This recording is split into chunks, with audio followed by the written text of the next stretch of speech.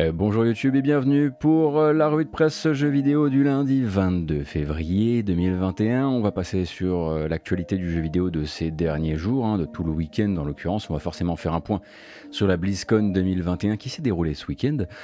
Qu'est-ce qu'on va faire d'autre? On va discuter de jeux à venir, de AAA à venir, mais pas seulement. Nous reviendrons sur quelques informations liées à des documentaires à venir sur un petit artisan du jeu vidéo, également des développeurs et des éditeurs qui se partagent en paix une licence du jeu de combat, plus que d'habitude ce matin, mais pas que, du Battle Royale également. Tout ça donc dans la prochaine heure, de 1h50, 2 heures comme ça. On rappelle que cette vidéo est chapitrée, comme ça vous n'êtes pas obligé de rester avec nous tout du long, et que bientôt vous pourrez aussi la rattraper en podcast, puisque c'est à l'étude et en travail en ce moment. Et du coup, quand on commence la matinale, on la commence généralement avec une bande-annonce qu'on regarde plein cadre, on la déguste un maximum. Alors il fallait faire son choix forcément durant la BlizzCon. Moi le mien était fait et du coup c'est celui que je vais vous imposer ce matin. On y va sans plus attendre.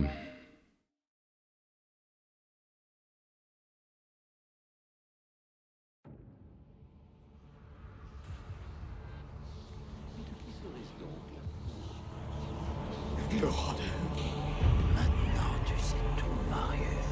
Ces démons ont échappé de mes... Il me semble que vos conditions, idiots, sont inacceptables. Regardez ce qu'ils ont fait. Il sera l'artisan de notre victoire, Diablo.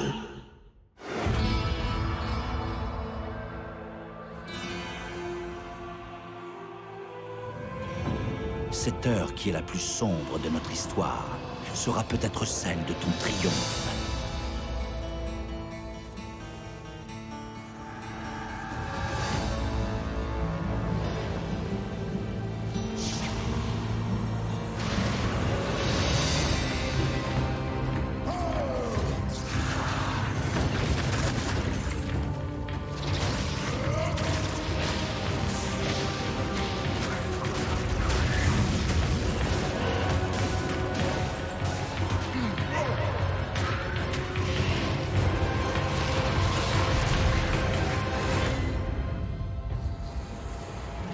Et console, avec une progression partagée.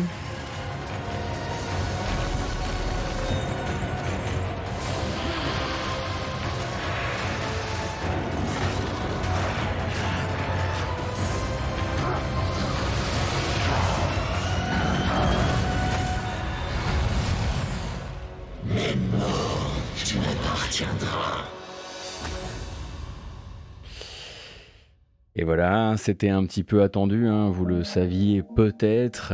Il se trouve que du côté de... Ah tiens, j'ai des sélecteurs de volume qui ne fonctionnent plus comme ils devraient, c'est tant pis. C'est donc Diablo 2 Resurrected, le fameux remake de Diablo 2, remaster qu'on sait en développement chez Blizzard depuis au moins 2019, avec le passage de flambeau d'une équipe, la Team One, à l'autre, celle de Vicarious Visions, qui est donc venu récupérer le développement. Alors les informations à propos du jeu, c'est que ça sort cette année, ça sort sur PC et sur console, et quand on dit sur console, on dit aussi la Switch, et ça inclut évidemment l'extension Diablo 2 Lord of Destruction.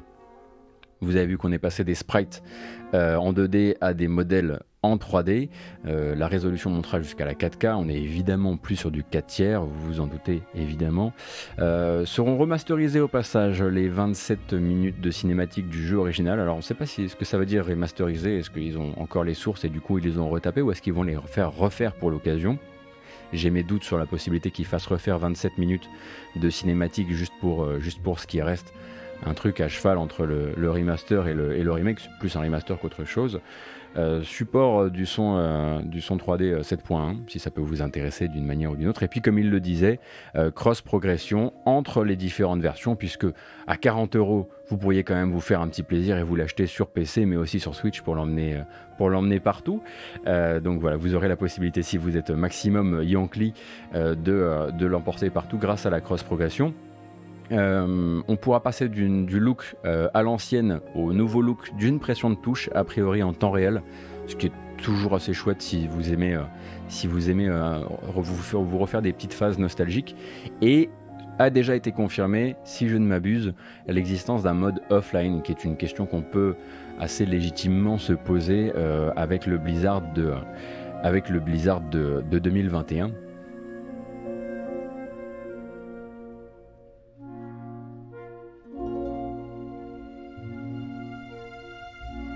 Ils auraient pu le faire cross-buy tant qu'ils étaient. Ouais, ça, je pense pas que ce soit au programme non plus. Donc, c'est sûr que c'est une annonce qui fonctionne plutôt bien dans une BlizzCon qui reste une BlizzCon et difficile de faire plus conservateur que cet événement dont on a vu la cérémonie d'ouverture vendredi soir. Qui signe, pour rappel, du coup, le fait que on est désormais à un anniversaire qui a 6 ans, je crois. Ça fait 6 ans que Blizzard n'a pas annoncé une licence originale ou le moindre truc original, puisque c'était Overwatch premier du nom. Ça faisait partie du segment Diablo. On a vu d'autres choses durant le segment Diablo. La conférence en elle-même, on a surtout noté la partie, le changement de ton.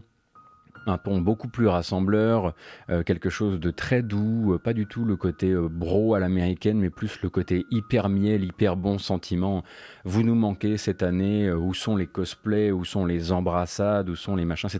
Ça ressemblait presque à une conférence qui vend des téléphones, avec un Jay Allen Brack complètement différent dans sa manière d'aborder la communication du jeu. Je vais essayer de vous montrer un petit peu à quoi ça ressemblait en termes de comment dire, de blabla, de vraiment de ton, quoi. On était sur quelque chose d'un peu comme ça. Hein.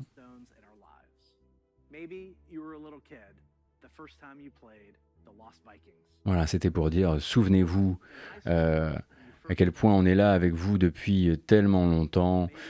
Souvenez-vous d'à quel point on est inclusifs, familiaux, à quel point on n'a pas de problème avec Hong Kong ou ce genre de choses. C'était vraiment un exercice sirupeux, effectivement, et d'un cynisme assez délirant, mais sommes-nous vraiment surpris, hein. On sait que, vous le savez peut-être, Blizzard, c'est quand même une société qui est maintenant entièrement pilotée, c'est un peu le pantin d'Activision, et en ceci, sa communication est en train effectivement de changer, et je trouvais que là, ça perdait vraiment le côté identité de marque pour faire quelque chose qui est en gros, si vous aimez ça, si vous aimez ça, si vous aimez ça, si vous aimez ça, on est tout ce que vous voudrez qu'on soit, tant qu'il y a moyen de vous vendre des trucs que vous connaissez déjà.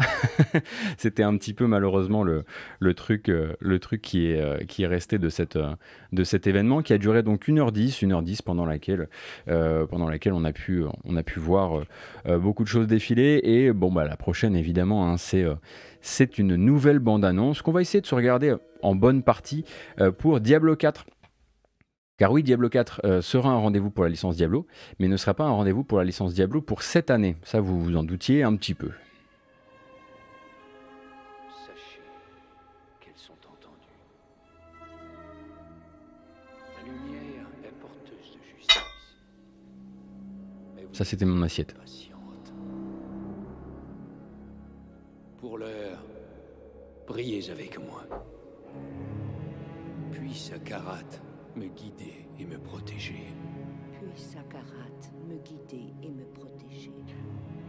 Donc ça, c'est une escorter mon âme nouvelle cinématique. Escorter mon âme. Et lui accorder le salut. Et lui accorder le salut. Que venez-vous faire ici? L'heure est mal choisie. Alors, contrairement aux apparences, il ne s'agit pas de la chasseuse de démons. Car j'ai péché. Elle est venue poser une petite oreille à l'ancienne dans l'univers de Diablo. Il s'agit de la voleuse de Diablo 1, qui est une classe qui rejoint Diablo 4. Je me suis éloigné de votre lumière.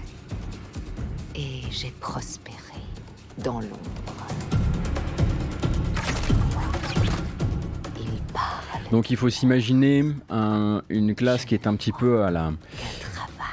qui est un petit peu à la croisée de l'Amazone et de l'assassin de Diablo 2, avec du corps à corps, du poison, des dagues. Assez. Ça suffit.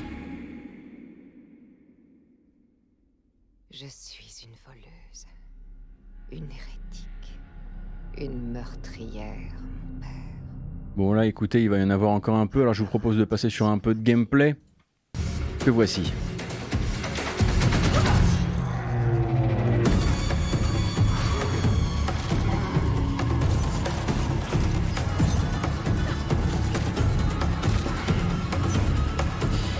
Alors pourquoi les oreilles? Pour comprendre l'histoire des oreilles, il faut avoir été là à l'époque de Diablo 2 surtout. Et Diablo 1, c'est vrai.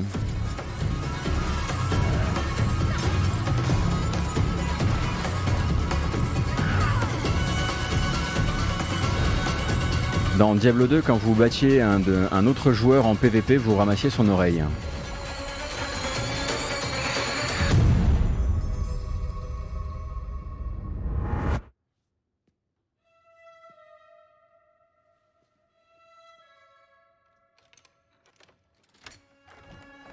Donc c'est forcément un moment assez chouette de voir le gameplay du jeu, de voir qu'effectivement...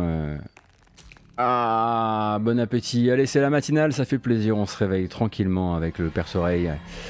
Donc évidemment, ça fait plaisir de voir le jeu tourner comme ça et de voir une DA qui revient sur quelque chose de plutôt, c'est vrai, de plutôt, enfin vraiment des tonalités RPG gothique, beaucoup moins les couleurs, les effets colorés qu'on peut avoir dans Diablo 3, qui était un problème pour pas mal de fans dans la communauté. Et donc voilà, ce qu'on sait pour l'instant, c'est que vous pouvez toujours vous accrocher pour l'avoir cette année, évidemment. A priori, Diablo 3 se dirige vers... il va falloir que je règle cette histoire là de technique, parce que j'ai un petit souci avec le son. A priori, Diablo 4 pardon, se dirige plutôt vers 2022 ou 2023. Il y aura une alpha technique cette année. Alors c'est une alpha, c'est juste pour dire que le jeu est considéré comme étant en alpha pour le moment. Diablo, donc la licence, va surtout vraiment exploiter Diablo 2 Resurrected pour l'année 2021. Probablement également Diablo Immortal qu'on n'avait pas, enfin qu'on a vu, mais que je ne vais pas vous repasser ici parce que vous voyez déjà un peu le topo pour Diablo Immortal. C'est donc un Diablo 3 on va dire, mais sur mobile. Globalement c'est ça. Non, ce qui a également été montré, c'était plus pour les fans de World of Warcraft, et puis surtout pour les fans de World of Warcraft qui avaient comment dire, le plus de mal avec la nouveauté et l'évolution et l'impossibilité de revenir vers la bonne époque, on va dire ça comme ça. Vous connaissez peut-être l'existence de WoW Classic. Alors WoW Classic, si vous ne connaissez pas, qu'est-ce que c'est ? C'est une possibilité pour les abonnés au service World of Warcraft de ne pas jouer sur WoW tel qu'il est actuellement, mais de revenir, de rembobiner la timeline des extensions de WoW pour revenir à World of Warcraft tel qu'il était lors de son lancement en 2005. Et donc WoW classique, ça vous emmenait vers le patch 1.12 ou 1.14, un truc comme ça, et c'est la possibilité de revenir sur le système de progression comme il était avant, les zones comme elles étaient avant, le nombre de races, le nombre de classes, etc. etc. C'est vraiment c'était mieux avant, quoi. Et en gros, ben, forcément, le c'était mieux avant, ça permet de toujours itérer dessus pour dire c'était mieux avant, mais souvenez-vous quand même, quand on a lancé Burning Crusade, la première extension, et si on amenait Burning Crusade dans WoW classique, vous seriez tellement heureux, vous pourriez avoir c'était mieux avant, mais un tout petit peu plus de l'évolution de l'après, et on imagine que Blizzard essaiera comme ça de réintroduire au fur et à mesure, de refaire l'histoire de WoW via WoW classique, le cycle sans fin, et donc on a eu une bande-annonce pour Burning Crusade en version WoW classique.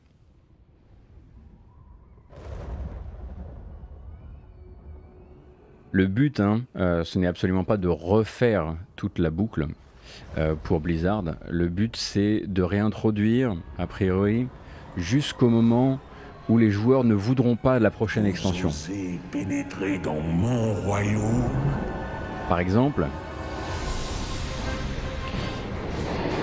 là, maintenant que Burning Crusade va rejoindre WoW classique, eh bien il y a pas mal de joueurs qui sont là genre tant qu'on y est, vous avez qu'à ramener The Lich King aussi. Mais vous vous arrêtez après The Lich King. Et après il faudra voir si les joueurs disent stop, on s'arrête à The Lich King, c'est ça qu'on voulait ou pas. Alors on n'est pas obligé de rejoindre The Burning Crusade si on joue actuellement à WoW classique. Vous pourrez en fait décider ou non de faire passer votre personnage à la période Burning Crusade, ou vous pourrez décider de le laisser sur des serveurs qui sont uniquement WoW classique, auquel cas en fait on se retrouve sur un truc qui est très rigolo et qui était très horrible durant cette BlizzCon, cette cérémonie d'ouverture, c'est le moment où cette personne face caméra a regardé vraiment dans notre âme et a dit si vous voulez rester dans WoW Classic pour l'éternité, vous le pouvez. Voilà, c'était absolument terrifiant. Mais du coup, Burning Crusade n'a pour l'instant pas de date, mais sera a priori l'objet d'une bêta qui sera datée dans les temps à venir. Non, faut pas payer l'extension, c'est introduit de manière gratuite dans WoW Classic, il faut juste avoir son abonnement pour World of Warcraft, hein. Vous ne repayez pas les extensions, sinon je serais pas là en train de vous le raconter avec ce genre de sourire. Non, ça va. Quand même pas, il y a des limites. Donc pour rappel, Burning Crusade c'est l'arrivée de deux nouvelles races qui sont les elfes de sang et les Draenei notamment. Blizzard est en train de se poser la question de comment faire le mieux possible cette combinaison du nouveau et de l'ancien, on va dire ça comme ça. Est-ce qu'on ressort le jeu exactement comme il était ou est-ce qu'on ressort le jeu avec les premiers équilibrages qui sont arrivés, on va dire une semaine après la sortie ou 2 semaines après la sortie. Et il semblerait qu'ils soient encore en train de réfléchir à la possibilité par exemple de vous laisser essayer plusieurs version d'un boss. Il y a par exemple 1 ou 2 boss dans Burning Crusade qui sont particulièrement connus pour avoir été pendant 1 semaine, 2 semaines après la sortie très très difficiles à battre et ils ont été nerfés. Blizzard est en train de réfléchir à comment il pourrait vous proposer d'affronter les différentes versions selon que vous voulez la version retapée ou vous voulez la version vraiment du Day One et les souvenirs de claques dans la gueule du Day One.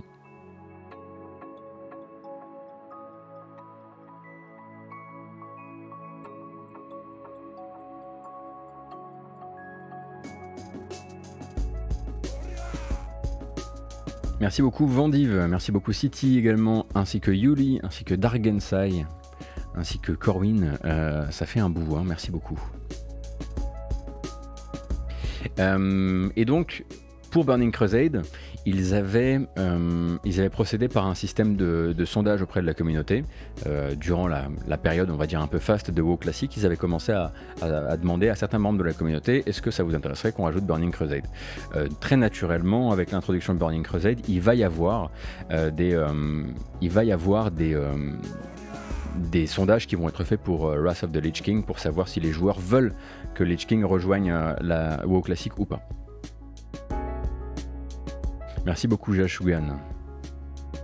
Il y aura aussi la possibilité de power leveler un perso au niveau 58. Ouais, j'ai vu ça Lucario.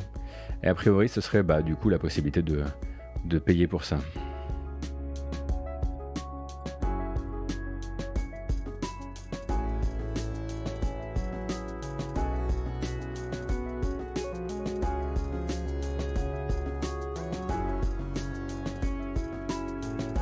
Il me semble que c'est comme ça que s'ouvrait la BlizzCon. Une bande-annonce très curieuse qui était là pour faire plaisir à des gens assez inattendus dans l'auditoire, je pense. Puisque dites-vous qu'il y a une bande-annonce à la BlizzCon qui a fait plaisir à Puyo. Gardez bien ça en tête, c'est très important, c'est très très rare. On va la regarder ensemble et ensuite on va discuter ensemble du titre de cette collection qui me semble un petit peu particulier quand même.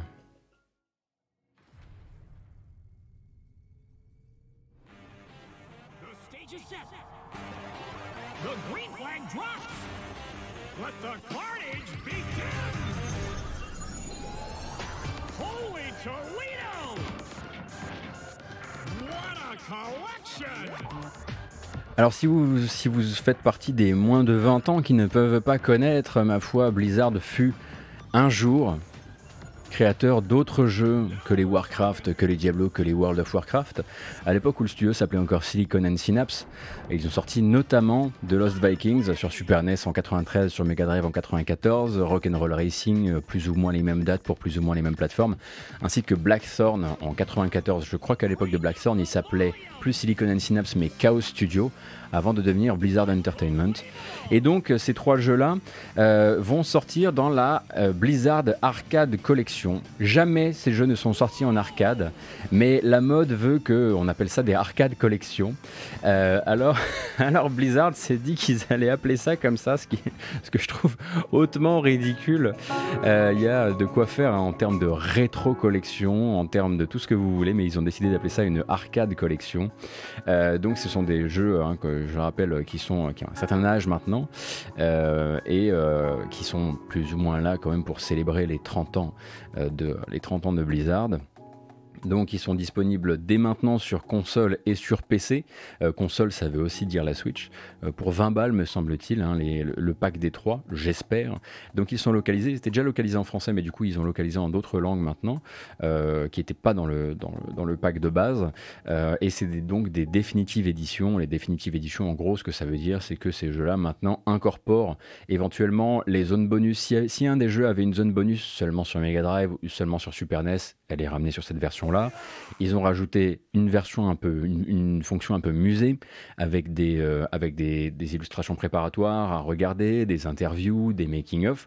Je l'espère de bonne qualité parce que je ne me suis pas encore intéressé au contenu, on va dire, musée de la collection, et un mode rembobinage qui permet à Puyo de revisiter maintenant The Lost Vikings, qui est un des jeux de son enfance, mais avec le skill qui lui reste désormais. Donc ça, c'est disponible assez facilement sur console pour 20 balles. Cependant, si vous êtes sur PC, il y a une petite douille, puisqu'en fait, il faut que vous possédiez un accès à une sorte de pack rétro qui existait déjà depuis quelques mois sur Battle.net et qui vous donne accès à d'autres jeux rétro des studios Blizzard. Et c'est la seule manière pour l'instant, et là ça coûte, il me semble, plus 19 mais 29, et c'est la seule manière pour l'instant d'entrer en possession de cette Blizzard Arcade Collection.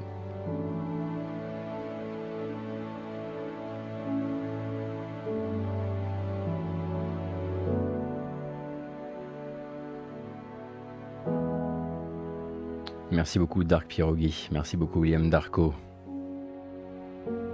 Alors c'était WoW et Diablo étaient les 2 projecteurs principaux de cette BlizzCon, en tout cas de cette cérémonie d'ouverture de la BlizzCon. Ça n'a pas empêché Blizzard de quand même confirmer, notamment que sa prochaine extension pour Hearthstone était bel et bien tournée vers la Horde. Tous les chemins mènent à la croisée. Vous venez vivre. Avec une extension qui s'appelle Hearthstone forgée dans les Tarides, donc 135 nouvelles cartes inspirées donc de cette région d'en haut. Et on nous parle aussi d'un nouveau mode de jeu solo qui est, on va dire, dans l'esprit très roguelite, qui s'appelle le livre des mercenaires en français, je crois. Oui, le livre du mercenaire, donc avec des missions générées aléatoirement. Et sans appeler ça un Hearthstone classique, la possibilité, alors pardon, je sais qu'on dit Hearthstone, mais j'arrive pas, donc je dis toujours Hearthstone. Sans proposer un Hearthstone classique, vous avez donc la possibilité de transformer votre ensemble de cartes fondamentales en ensemble, on va dire, old school, et donc de pouvoir enclencher cette option pour, si j'ai bien compris, pour monter des decks qui, eux, utilisent un maximum de cartes qui étaient là au lancement du jeu en 2014. Il y a plein d'autres trucs évidemment, mais moi je joue plus à Hearthstone depuis tellement longtemps que c'est difficile pour moi de vous en parler de manière très détaillée, mais vous avez toutes les informations de toute façon, hein, si vous vous demandez un petit peu comment ça se passe, une BlizzCon, c'est une cérémonie d'ouverture, ensuite c'est un week-end, et tout ce que vous trouverez en termes de news, jeux vidéo sur le week-end, durant le week-end, notamment chez IGN, chez les gros médias américains, etc., c'est Blizzard, interview. Donc si vous voulez lire sur un sujet en particulier, il y a forcément de quoi faire actuellement et de quoi vous renseigner, notamment peut-être de quoi vous renseigner tant qu'à faire sur Overwatch 2 qui était forcément un peu, enfin pas forcément, mais un peu mis de côté durant toute cette partie du show, puisqu'en gros le jeu a à peine été mentionné. on va dire, durant la cérémonie d'ouverture, et ensuite a fait l'objet d'un gros behind the scene d'environ 35 minutes, un peu plus de 35 minutes, avec notamment Jeff Kaplan évidemment, le pilote du vaisseau Overwatch, qui parle un petit peu de ce sur quoi ils sont en train de travailler actuellement. Ils discutent des nouvelles classes d'ennemis, notamment, qui vont arriver dans le jeu, ou en tout cas ceux qui sont en train de prototyper. C'est assez ouvert en termes de discussion, on y apprend beaucoup de choses, et à côté de ça, vous avez la Big Interview, elle s'appelle comme ça, chez IGN, Overwatch 2, The Big Interview avec Jeff Kaplan. Vous pourrez avoir plus d'informations sur ce qui se précise, et plus on s'intéresse au jeu, tel que je l'ai lu, tel que je l'ai demandé à des gens qui étaient eux très intéressés par le jeu, et plus a priori on arrive à dégraisser un peu cette réputation de Overwatch 1.5 pour arriver sur des vraies nouvelles idées qui seraient en train de prototyper pour le moment.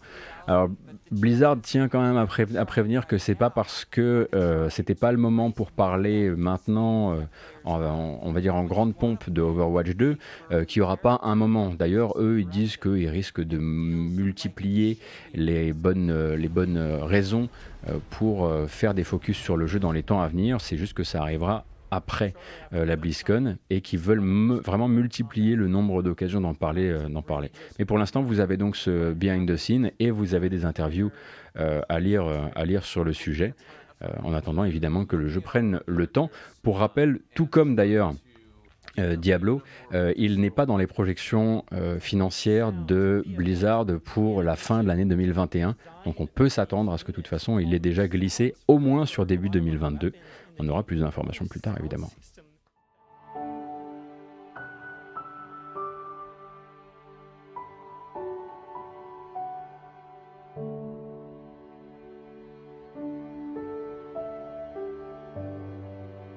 Comment ça, Bamboche? Vraiment? Il semblerait que Bamboche... oui, effectivement, chez Alpha, il y avait une interview Overwatch avec un dev français, chez AlphaCast. Longue interview avec un mec qui travaille sur Overwatch 2 chez Blizzard.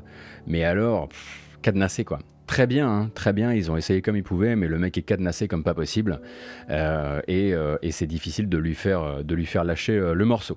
C'est sûr que de ce point de vue-là, vous avez de quoi, voilà, il y a des trucs assez intéressants qui sont abordés durant cette interview chez Alpha, notamment il parle de manière assez libre de la manière dont ils se sont redéployés juste après le confinement, et sur à quel point le service de l'IT, ça a été vraiment les héros chez Blizzard pour l'année 2020, mais à côté de ça, dès que ça parle du jeu, ça se resserre d'un coup, ce qui est évidemment très attendu et très prévisible.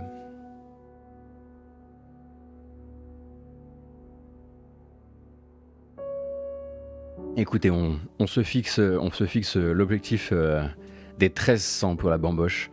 Comme ça, on peut continuer encore un peu tranquillement nos aventures. Bon, qu'est-ce qu'on peut dire d'autre sur cette BlizzCon véritablement, en tout cas en termes d'annonce, il n'y avait pas plus à se mettre dans le cornet. Bien sûr, nouveau patch avec un bout de l'histoire à venir de Shadowlands pour World of Warcraft, mais je vais pas essayer de m'investir spécialiste de WoW pour vous raconter ce qui s'est raconté, mais bon, évidemment Shadowlands continue sa mise à jour, ce qui est assez normal, et après ça il me semble que c'est à peu près tout, hein. Vous m'arrêterez si je me trompe. Salut Vic, bonne journée. Gros tuba, t'inquiète, on aura l'occasion de parler de ça un peu plus tard.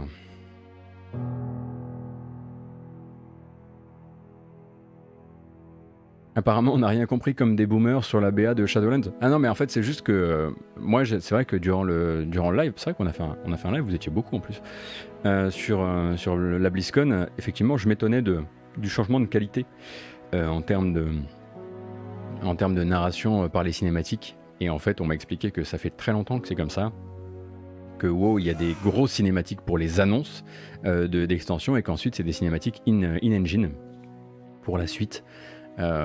pour la suite enfin pour les petites mises à jour entre les grosses mises à jour. Bonjour Xéa et bienvenue et merci. Et du coup, effectivement, StarCraft, non, aucune nouvelle. Non, parce qu'en fait, s'ils montrent pas le logo StarCraft une fois, ça part en vrille, évidemment. Ils ont juste dit qu'ils allaient qu'ils allaient continuer à soutenir les compétitions d'e-sport. C'est tout. C'est tout ce que vous aurez.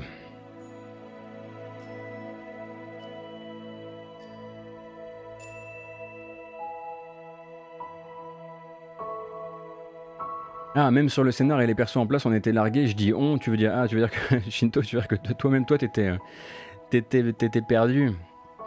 Mais dis donc, il est pas là, Von Yaourt, ce matin. J'ai fait un programme spécial Von Yaourt et il est pas là. Il est gonflé, hein. Qu'est-ce qui lui est arrivé? Oh là là, il va regretter ce soir quand il va religieusement rattraper la VOD, n'est-ce pas, Von Yaourt? Voilà.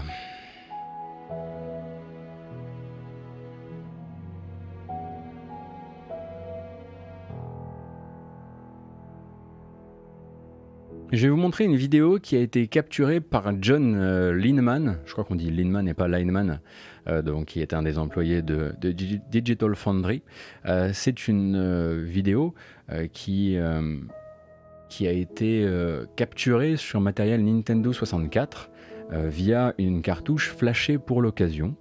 Et on va discuter ensemble de ce qu'on est en train de regarder. Je peux déjà vous donner le titre. Le jeu s'appelait Dinosaur Planet et ça ressemblait à ça.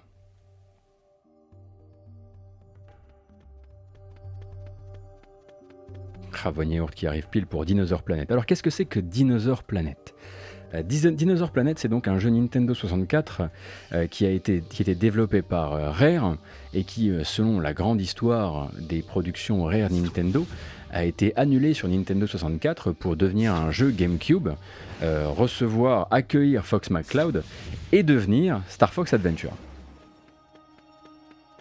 La bonne nouvelle, c'est que par l'intermédiaire d'un collectif qui s'appelle Forest of Illusion, que vous suivez peut-être sur les réseaux sociaux, bien Forest of Illusion, qui est très engagé dans la préservation du jeu vidéo et dans son archivage, a mis la main sur une copie de travail de Dinosaur Planet avant son annulation sur 64 et sa transformation pour GameCube. Et a donc récupéré le matos, préparé une ROM, mis en ligne pour que tout un chacun puisse essayer ce jeu en développement, soit sur émulateur, soit en flashant une cartouche pour l'occasion. Vous allez voir à quel point, tout à l'heure, vous allez voir à quel point c'est du Rare, voilà. Et donc, il faut bien savoir un truc, c'est que ce n'est absolument pas... c'est absolument pas lié au Gigaleak ou Gigaleak Nintendo, hein. C'est pas du vol de données qui a permis la mise à disposition de ce jeu qui n'est jamais sorti. En fait, c'est lié à un collectionneur privé. Un collectionneur privé en fait qui disposait d'un disque contenant cette version de travail de Dinosaur Planet qui a priori daterait de décembre 2000. Et Forest of Illusion, qui est vraiment, comme je le disais, très très engagé sur la préservation et l'archivage du jeu vidéo, lui a racheté cette version de travail pour un petit $1000 des familles, et c'est donc récupérer le truc histoire de pouvoir le mettre à disposition de tout le monde. Donc selon la légende, hein, c'est un jeu qui a été poussé vers le GameCube et vers la licence Star Fox par Miyamoto, qui l'ayant essayé chez Rare, aurait dit non mais ça en fait honnêtement si vous voulez que ça marche, faut que ça devienne Star Fox Adventures, tant pis pour la partie platformer action telle qu'on la connaît là, mais vos montées là en puissance au niveau du moteur etc, elles auraient vraiment tout leur intérêt sur GameCube.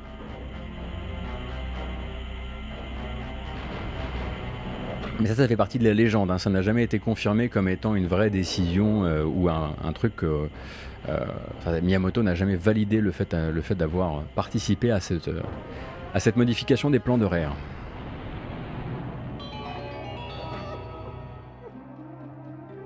Donc vous avez vous avez, il me semble, plusieurs vidéos qui sont disponibles sur YouTube actuellement. Ça, c'est capturé sur du matos Nintendo 64, donc c'est rendu par la console. Si vous avez envie, en revanche, de faire une découverte du jeu en version émulateur, évidemment, il ressemble un peu moins à ça. Il est possible aussi de trouver des versions parcourues de cette démo de travail d'un bout à l'autre sur YouTube. Il me semble que la démo, en tout et pour tout, fait 50 minutes ou 1 heure et quelques de gameplay.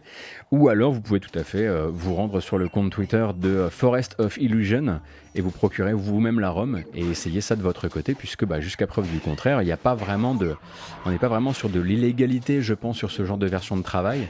En tout cas, pas jusqu'à ce qu'un DMCA parte de quelque part pour faire disparaître ça. Forest of Illusion, de toute façon, sont tout à fait préparés à ce genre de choses. Ça leur est arrivé il y a encore pas longtemps, quand ils ont sorti une version de travail de Glover, qui était une version avant la sortie finale du jeu, et qu'ils se sont fait choper par le nouvel ayant droit du jeu Glover, qui est actuellement en train de faire un Glover Remastered, et ensuite ils sont tombés d'accord pour que Forest of Illusion puisse continuer à mettre à disposition la version bêta de Glover, pendant que ils s'étaient pas bien compris en fait. Il me semble que le nouvel ayant droit pensait que Forest of Illusion sortait une version finale de Glover en ROM comme ça sur internet, et c'est pour ça qu'ils les ont DMCA.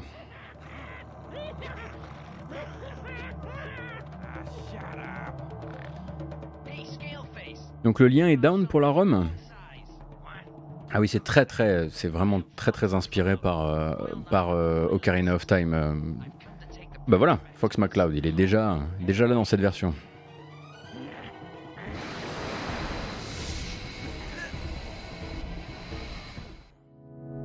Je n'étais pas sûr qu'il s'appelait vraiment Fox McCloud dans cette version. Alors j'ai un petit problème avec mon matériel, ça m'emmerde, j'ai fait une connerie et maintenant je suis obligé de tout refaire à la main au niveau de l'audio. Et voilà un truc qu'il faudra que je patche après notre matinale.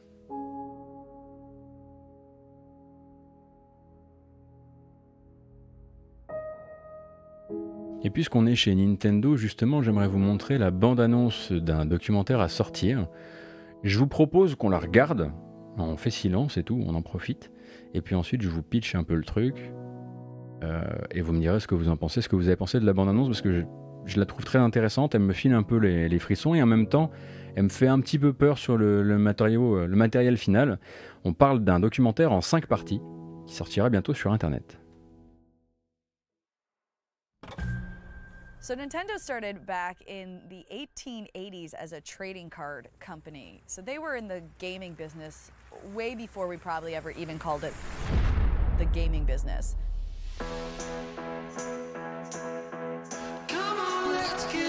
It may be the most addictive toy in history. Nintendo video game. My mind was blown. My mind was just blown. Blew my mind, changed my life. I was blown away. The NES was so magical. A quantum leap. Watching and yelling at the screen. Oh, it's right there. Oh, don't miss Christmas, when I was 8 years old, ripping open the packaging. Nintendo, now you're playing with power. I love Mario and all of his buddies.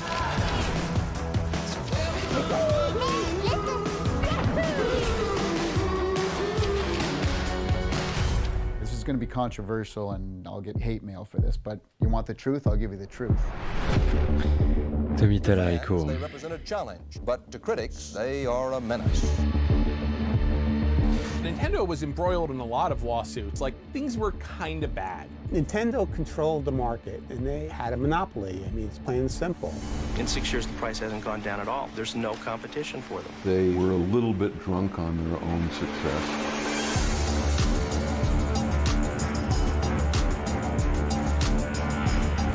Missteps can really create financial turmoil for a company.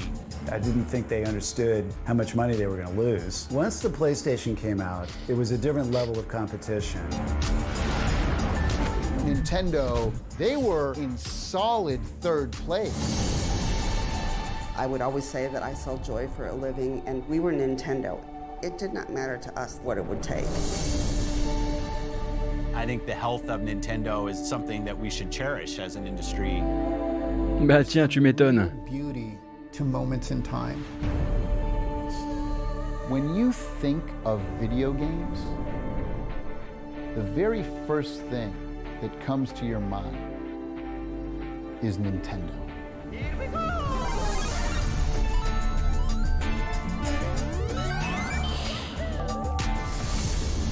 Alors tous les intervenants semblent américains pour la bonne et simple raison que c'est un documentaire qui sera tourné vers Nintendo of America. Si vous croyez que les Japonais ont envie de répondre comme ça face caméra sur les différents atermoiements autour de la société et autour du Nintendo d'avant, il faut vraiment s'accrocher, ça n'arrivera jamais. Hein.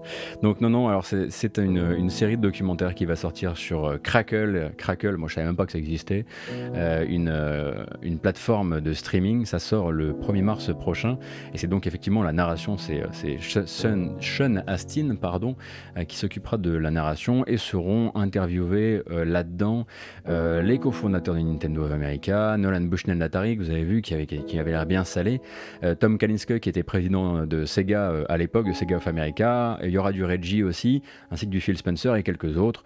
Vous avez vu passer du Cliff Bleszinski, évidemment il y a la partie un petit peu comment dire, les people qui sont là, les people du jeu vidéo qui sont là pour l'occasion, donc ça promet effectivement de faire le tour. Alors peut-être que ce sera pas pour nous, peut-être que ce sera pour on va dire les gens qui ne sont pas trop intéressés d'habitude par l'industrie du jeu vidéo, et que c'est vraiment censé refaire un petit peu le point sur ce que fut Nintendo à un moment dans le paysage du jeu vidéo américain.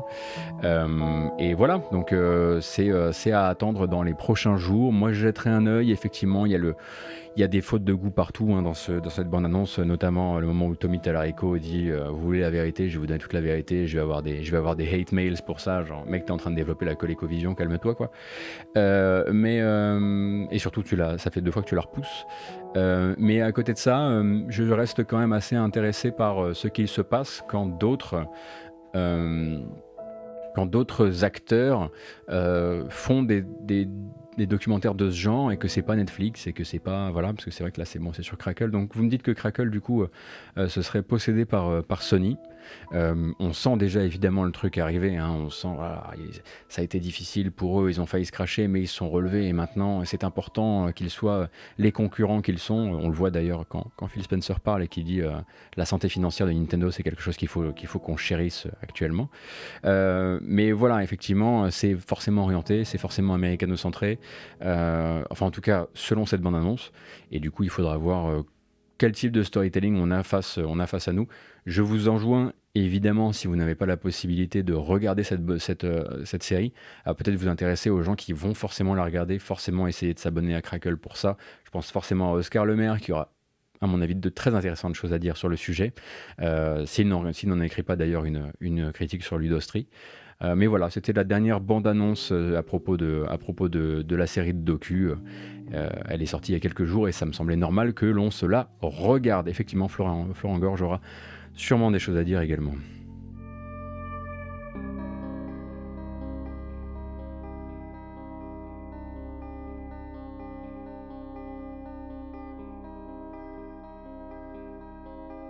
Après, si c'est présenté comme la vérité sur Nintendo of America, ça me dérange pas qu'il y ait un documentaire la vérité sur Nintendo of America. Si tout le documentaire créer une zone de flou, créer une zone d'amalgame volontaire avec ton Nintendo tout du long, ça risque d'être un peu plus embêtant effectivement. C'est disponible dès le 1er mars, Meros.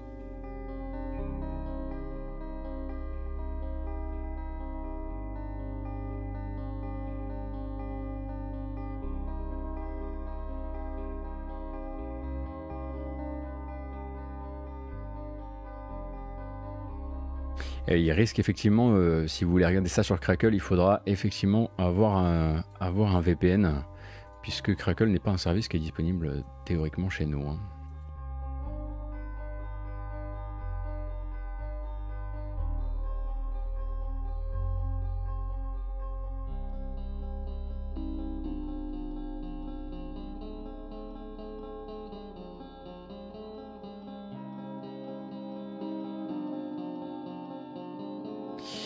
Alors, voyons un peu ça.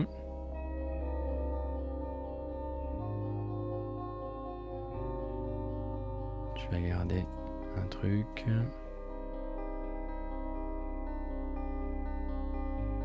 Avant de continuer ce qu'on était en train de faire.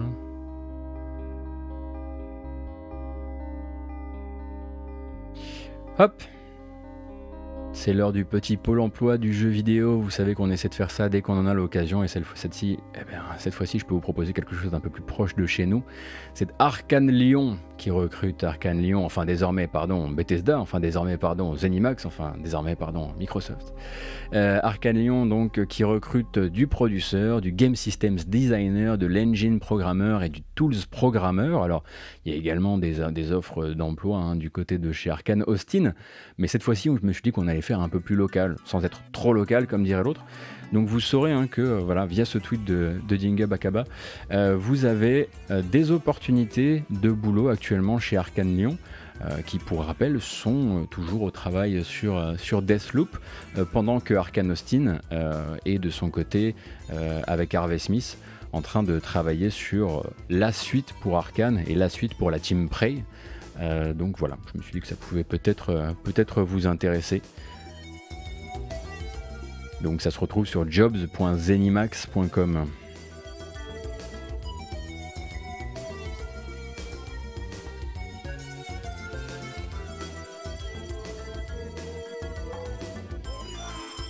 Merci beaucoup Styr. Merci Steak de Niche également. Oh là là, quelle folie. D'accord, merci beaucoup Steak de Niche pour ta confiance. C'est tout à fait adorable.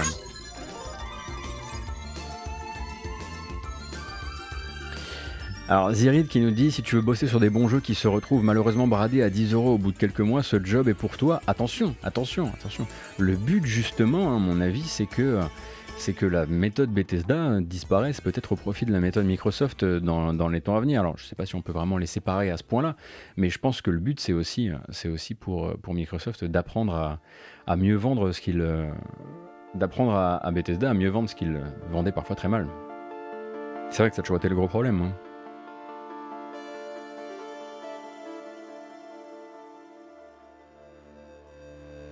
J'espère en tout cas.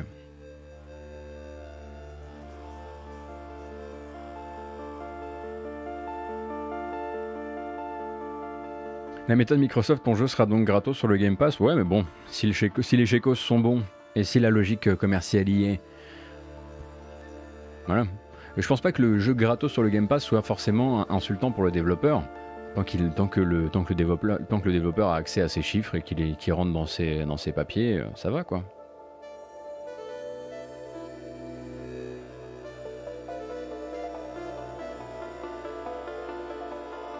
En même temps, niveau taf, que ton jeu se vende bradé ou pas, ça te change pas grand chose. Oui, effectivement, Flock, mais j'imagine que de le voir bradé très tôt doit te donner une impression de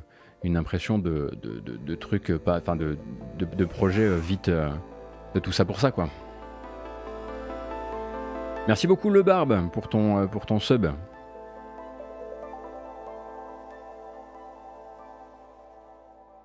encore fait n'importe quoi avec mon matériel. Ah mais j'ai jamais dit que c'était gratos, fais pas le Nikos. Oui mais enfin, oui je vois ce que tu veux dire, le côté quand on dit gratuit dans le Game Pass. Disponible sans frais supplémentaires dans le Game Pass. Voilà. Sauf que ça va être relou. Hein. Tous les matins, si à chaque fois qu'on parle d'un jeu, il faut dire disponible. Mais oui, effectivement, c'est ça. C'est vrai. Le Barbe, merci beaucoup. Von Dudu, merci beaucoup. Drunk Moriarty, merci beaucoup. Qu'est-ce qui se passe? Qu'est-ce qui vous avez quoi? J'ai fait un truc. Alors des étirements, moi je veux bien. En tout cas, merci beaucoup pour le chouchou. D'accord. Ok. Alors, ils essaient de m'avoir. Ils essaient de me niquer. Hop, une bande-annonce. Une bande-annonce d'un jeu que vous connaissez déjà.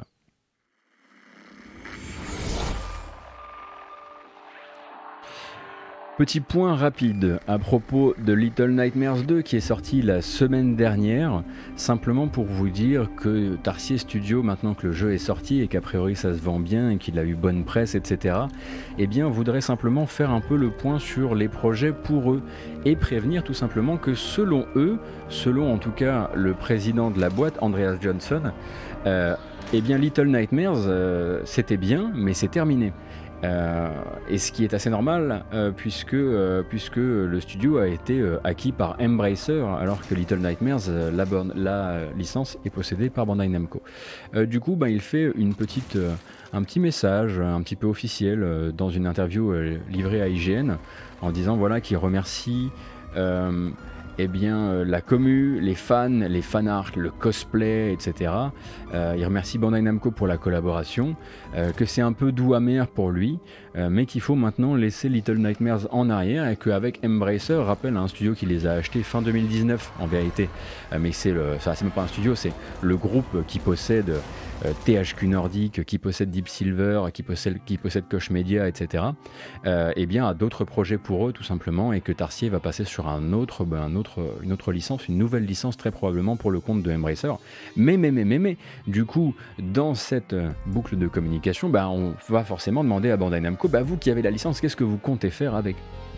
Et Bandai Namco, n'annonce rien pour l'instant évidemment, mais il laisse la porte ouverte avec ces citations assez classiques de l'industrie qu'on a reçu tellement d'amour après la sortie du 2, qu'on se sent énergisé à l'idée de plus de contenu dans le futur. Alors vraiment quand on lit d'abord énergisé et ensuite contenu, vous pouvez donc vous attendre à ce que peut-être Bandai Namco dans les temps à venir file du Little Nightmares, peut-être en DLC, à un autre studio pour continuer l'univers du jeu.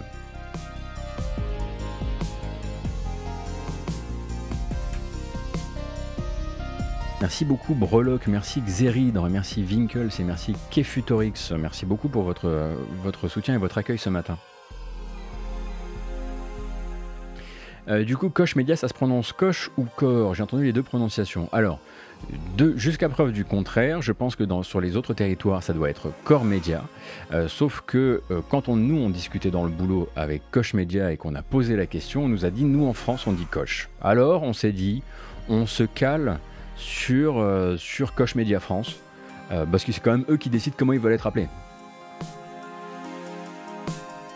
Merci beaucoup, Mast Merguez. Mais quelle folie!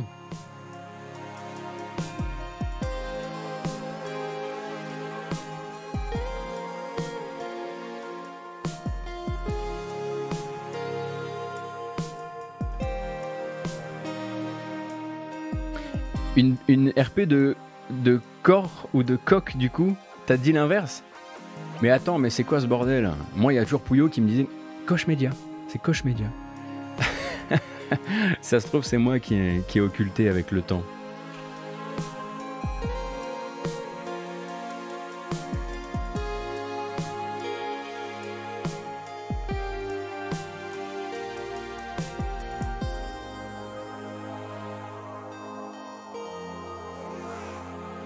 Merci Parrain 59. Et donc voilà, vous êtes officiellement passé au niveau 3, au niveau 4, quelle dinguerie, merci beaucoup. Vous êtes tout à fait adorable. On va continuer les news, maintenant que Von Yaort est levé, on va quand même regarder ça d'un peu plus près. La bande-annonce, d'abord l'annonce du jeu, et puis ensuite la bande-annonce de Fighting EX Slayer Another Dash, donc, qui sortira sur Switch cette année. Et je vous expliquerai ensuite de quoi il s'agit, évidemment, parce que c'est un peu compliqué. Alors, Fighting EX Slayer, c'est donc développé par Arika, et Arika, donc, c'est les créateurs de Street Fighter EX, ou X, comme vous voulez. Donc, c'est vraiment de l'hommage à la baston des années 90, en tout cas 2,5D, tout de même. Et donc, ce n'est pas un portage de Fighting EX Slayer, qui lui reste un jeu disponible sur PS4, sur PC et sur arcade depuis 2018 environ, mais une version, en fait, avec d'autres mécaniques de jeu et un code réseau revisité pour l'occasion, pour le passage en mode Switch. Donc ça sera cette fois basé sur le rollback. Avant c'était pas le cas, donc il faut pas le voir comme un portage mais comme une version adaptée, on va dire. Alors oui, vous découvrez que Fighting EX Slayer c'est moche, et c'est assez normal aussi, puisque ça fait partie de ces jeux de combat de très très niche, qui est même né, pour rappel, d'un poisson d'avril. Donc en 2017, Arika montre ce jeu sous forme de trailer le 1er avril. Le problème, c'est que la commu dit ah mais moi en fait je veux absolument pas que ça devienne que ce soit un poisson d'avril. Moi je veux que ça devienne un jeu. Et du coup eux ils partent en développement. Et ils font Fighting EX Layer qui sort 1 an et quelques après sur PS4, PC et arcade, qui est un jeu effectivement particulièrement pas inscrit dans son époque, c'est certain. Vous avez le test de Pipo notamment, qui est disponible sur GK, si vous demandez un petit peu de quoi il s'agit exactement. Et donc arrivé sur Switch dans une version particulière qui s'appelle Another Dash, notamment parce que le système de dash du jeu a été changé pour l'occasion pour la version Switch.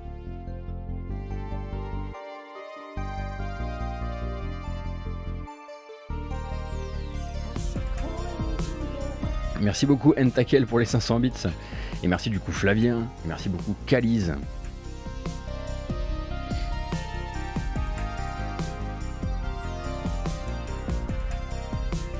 Et puisqu'on est du coup dans les news liées à Street Fighter,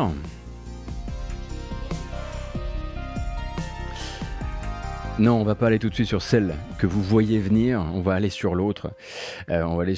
Celle, eh bien voilà, est arrivée dans la nuit pendant que vous dormiez. Le trailer officiel de l'arrivée de Capcom, de l'arrivée de Dan dans Street Fighter V via la Winter Update, via le Season Pass. Donc voilà du Dan dans toute sa splendeur, tel que vous l'aimez, tel que vous adorez le jouer évidemment, parce qu'on sait que vous aimez tous et toutes jouer Dan. Et donc arrivée de Dan aujourd'hui dans Street 5 si vous avez la Winter Update. Alors Dan c'est qui? Ah wow, alors ok d'accord. Dan c'est un personnage Shoto qui est un fan de Ryu et Ken, mais qui est avant tout un clown et qui est toujours un personnage crapetière ou vraiment pourri, non? Enfin vous m'arrêtez si je me trompe.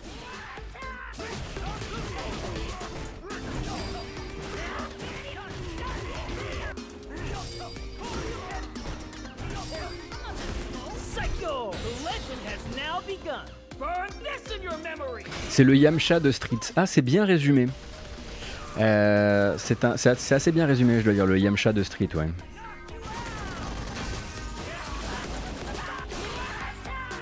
Et il était déjà là dans Street 4, et du coup là il se remonte. Et d'ailleurs, eh bien voilà, vous saurez pour le petit plaisir, vous saurez que il est également, il arrive donc sur la version PS5. Attention, accrochez-vous, avec des animations spéciales. Et quelles animations spéciales, puisque vous disposez maintenant de fonctions de teabag. Voilà. Si c'est votre truc, si vous aimez, voilà, si vous avez l'art du beau jeu vidéo, vous saurez que en faisant plusieurs inputs vers le bas, eh bien, il a des animations de teabag avec des lignes de dialogue spéciales, rien que pour ça. Ah, quel plaisir!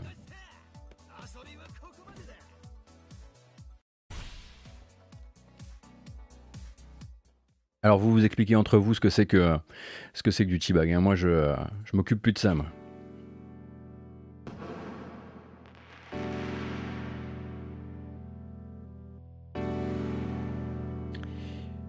Merci beaucoup Le Barbe.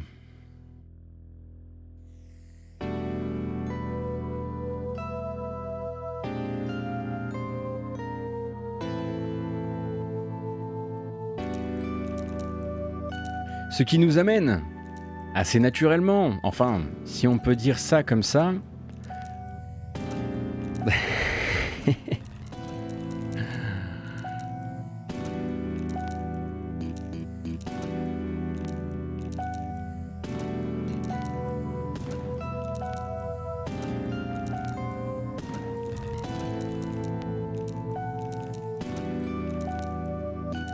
à la prochaine news. Alors, est-ce qu'on peut vraiment dire que ça va nous y amener naturellement ou pas? Est-ce qu'on peut seulement aller de manière naturelle à cette news? Je ne sais pas. Et pourtant, on le sentait un peu venir.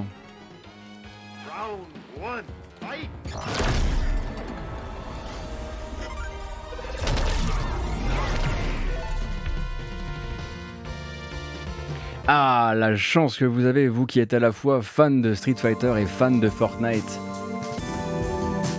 Ce fameux diagramme de veine qui est tout petit comme ça. Et qui donc sonne l'arrivée de Ryu et de Chun-Li en tant que skin débloquable dans Fortnite. Vous savez que tout le monde a sa skin débloquable dans Fortnite, que ce soit le Master Chief, que ce soit Thanos, le Predator, Mandalorian, etc. etc.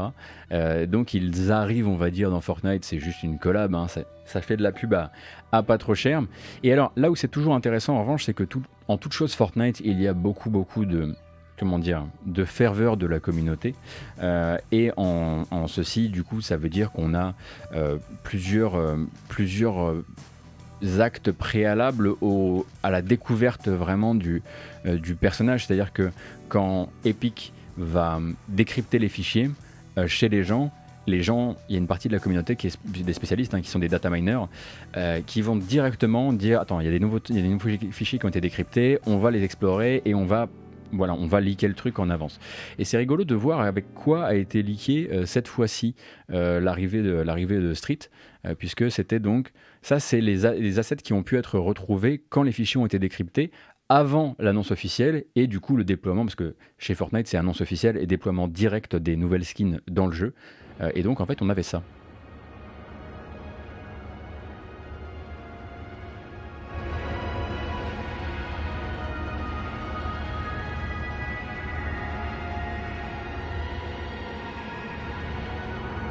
Donc il y avait cette piste audio, ça a excité les fans évidemment, ils se sont dit ok Street, qui sera là? Bon, probablement Ryu, c'est sûr. Et en fait, ensuite ils ont reconstitué les différents éléments pour avoir le fameux portail, hein, qui permet dans le monde de Fortnite d'attirer des personnages d'autres fictions dans cet univers-là, dans le but de faire cet anime. Et l'anime utilise un des stages de Street Fighter 2. Et du coup, la surprise était, on va dire, éventé un tout petit peu avant l'annonce officielle, sachant que globalement, hein, tout ça, ça fait partie d'une strate de communication qui utilise, en gros, la ferveur des fans pour faire du data mining et créer des leaks rigolos, quoi. Je veux entendre ça en gare d'Austerlitz. Alors, j'ai même pas écouté la collab avec Steve Aoki, mais c'est pas tout neuf, ça, en revanche, si.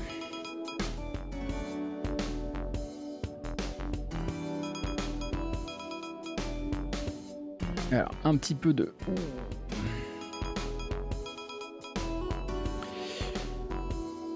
Du coup, sur Internet, on a vu le nouveau modèle de Ryu dans Fortnite et on s'est dit, bon, il faut qu'on plante un dernier pieu dans le cœur de Pippo Mantis.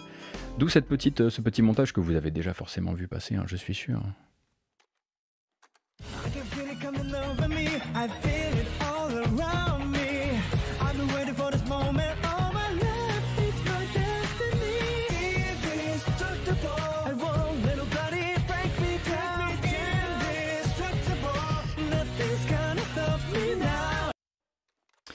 Allez, on va se la refaire une dernière fois, c'est juste pour que vous puissiez vraiment en profiter.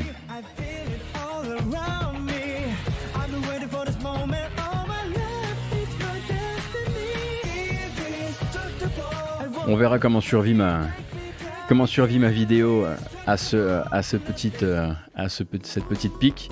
Donc évidemment, forcément le nouveau look qui est, on va dire, particulièrement clivant de Ryu a donné envie aux gens de jouer avec les émotes officielles, hein, de Fortnite. Alors on rappelle que les personnages arrivent non seulement avec des émotes, mais aussi avec leurs costumes, 2 costumes chacun, mais aussi des émotes particulières.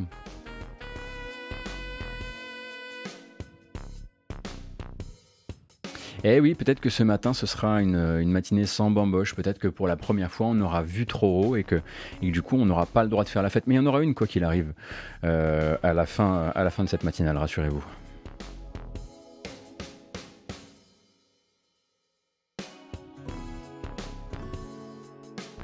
Tant qu'on y est... Déjà, il y a Pop qui est en train d'invoquer Belzébuth, mais ça, c'est pas le souci.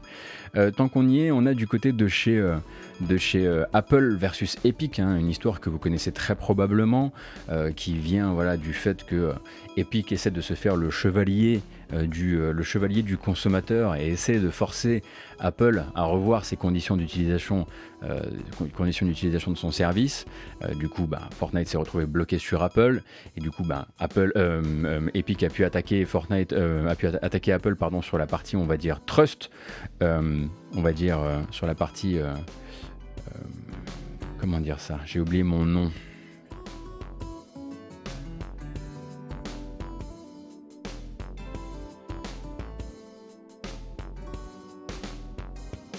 Sur le monopole, merci beaucoup. Et en fait, Epic, dans sa recherche, merci beaucoup, dans sa recherche de preuves que Apple abuse de son monopole devant les tribunaux pour un procès qui doit avoir lieu durant 7 années, eh bien ils se sont dit le mieux ce serait quand même qu'on emmène quelqu'un avec nous, qu'on fasse tomber quelqu'un qui pour l'instant regardait le truc de son côté et se disait et pour l'instant ça se passe pas trop mal, hein, on n'est pas dedans quoi. Hein. Donc ils sont allés chercher Valve et ils ont fait demander très officiellement par la justice, à la justice donc, d'aller quérir chez Valve toute une série d'informations liées au marketing de Valve, d'informations liées... Alors c'est pas Epic, pardon, c'est Apple qui voulant prouver que Epic pouvait distribuer le jeu bien où il voulait et que en dehors de l'Epic Game Store, c'était absolument pas l'Apple Store n'était pas le seul autre endroit, le seul autre axe de développement pour Fortnite. Eh bien Apple est allé faire demander à Valve de produire ces documents marketing des années et des années de chiffres de vente, de chiffres de consultation, enfin, toute la mouture interne, toute la recette interne de Valve est demandée très officiellement par les tribunaux américains pour le compte d'Apple, qui veut prouver tout simplement que c'est pas parce que Epic peut pas vendre Fortnite sur Apple Store qu'ils pourraient pas par exemple le vendre sur Steam si ça les intéressait. Et du coup ils ont le droit de faire la demande et du coup maintenant Valve doit se défendre de devoir produire ces documents-là. Et pour produire ces documents-là, eh bien tout simplement il faudra enfin, eux ne veulent pas produire ces documents-là parce qu'en gros ils disent déjà nous le bordel pour préparer tout ça, vous vous rendez pas compte de toutes les queries qu'il faut faire sur la base de données, de tout ce que ça va faire travailler chez nous rien que pour produire des trucs qui ne nous intéressent pas du tout, et en plus on vous le dit d'avance, tous ces chiffres ne vous serviront à rien dans votre dispute actuelle. Alors moi le côté ça va en faire des queries sur la base de données, j'adore. Je trouve que la réponse est géniale en ça quoi. Alors les démarches les mecs hein, oh.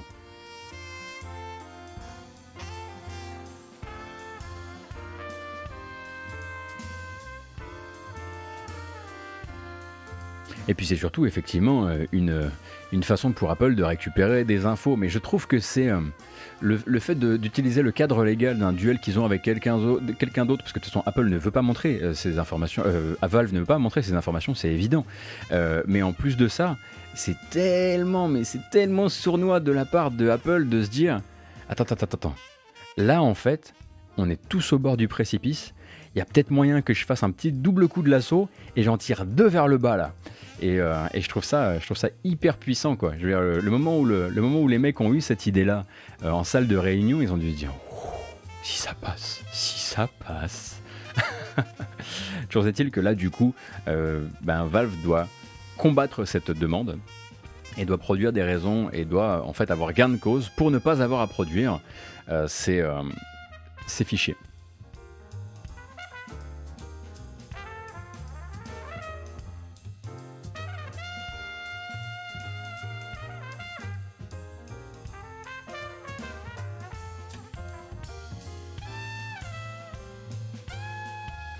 Vous saurez au passage que Valheim, dont vous me vantez les louanges, dont vous me chantez les louanges même, très régulièrement ici, eh bien Valheim a dépassé les 3 millions. 3 millions de ventes. 3 millions de ventes du coup sur un succès complètement surprise sur Steam, donc un jeu de survie en ambiance nordique, jouable en coopération avec ses amis. qui a bien géré sa communication, notamment sur Twitch, avec beaucoup d'influenceurs attirés dans le pas dans le piège, mais dans la boucle, etc. Donc 3 millions en 17 jours. De l'autre côté, les développeurs, ils sont 5. Ils sont 5 et ils commencent à flipper sévère de plus savoir comment ils vont bien gérer une telle force de joueurs, une telle masse de gens qui attendent du coup eh bien, du nouveau contenu, qui attendent une roadmap, etc. etc. Du coup, là pour l'instant, ils communiquent doucement en disant voilà, on est complètement soufflé par ce qui est en train de se passer. Du coup, on va faire grossir le studio, évidemment, pour donner aux joueurs ce qu'ils attendent. Maintenant, ce qu'il faut espérer, c'est qu'ils arrivent à garder la vision de leur jeu et qu'ils ne se fassent pas emporter par l'espèce de glissement de terrain que produisent 3 millions de personnes qui ont acheté votre jeu et qui ont chacun une idée très précise de ce qu'il doit devenir. Du coup, j'imagine qu'on doit être en train de faire des gros points pour l'instant, là-bas.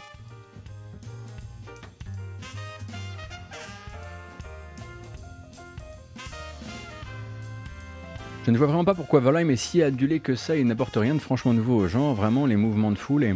Après Golgoth, il y a aussi le côté, il y a un truc qui lui a fait du grand bien, on en parle souvent dans la matinale, c'est l'aspect accès anticipé très propre et sans bug. Et du coup, en fait, il y a aussi l'effet probablement venu de nulle part.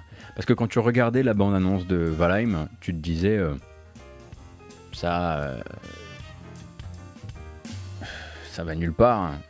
Et effectivement, le timing, pas de gros jeu, un jeu plutôt polish, et des mécaniques qui manifestement... alors, pas zéro bug, Michael, pardon, non, c'était un abus de langage de ma part, mais c'est particulièrement propre pour un accès anticipé, pour un lancement d'accès anticipé.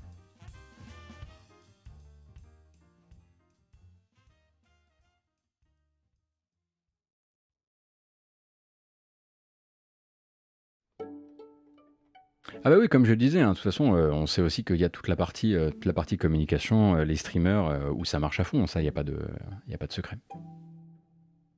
Mais déjà, réussir à convaincre avec votre jeu arrivé de nulle part, certes en début d'année quand il n'y a pas beaucoup de jeux à jouer, etc., mais réussir à convaincre avec votre jeu venu de nulle part, c'est pas particulièrement surprenant à regarder, tous les gros streamers d'y jouer, il y a au moins des RP et des services de marketing qui ont très bien fait leur travail, parce que des jeux de survie en monde ouvert, en coopération Steam, il en sort 10 par semaine. Comment réussir à se débrouiller pour avoir cet effet domino là? Il y a une belle stratégie, en tout cas média, derrière le jeu.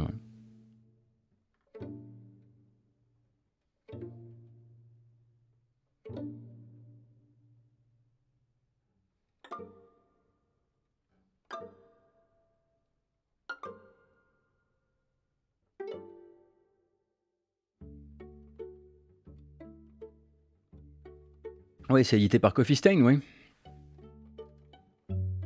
Effectivement. Après, voilà, l'alignement de planète était le bon. Et à mon avis, s'ils avaient été certains de faire de tels chiffres, ils auraient fait grossir le studio avant d'atteindre les 3 millions de ventes, c'est sûr.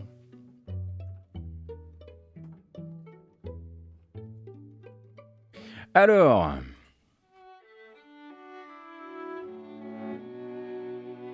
Avant de reprendre le cours de notre matinale, qui est ma foi bien chargée, figurez-vous, rions une seconde.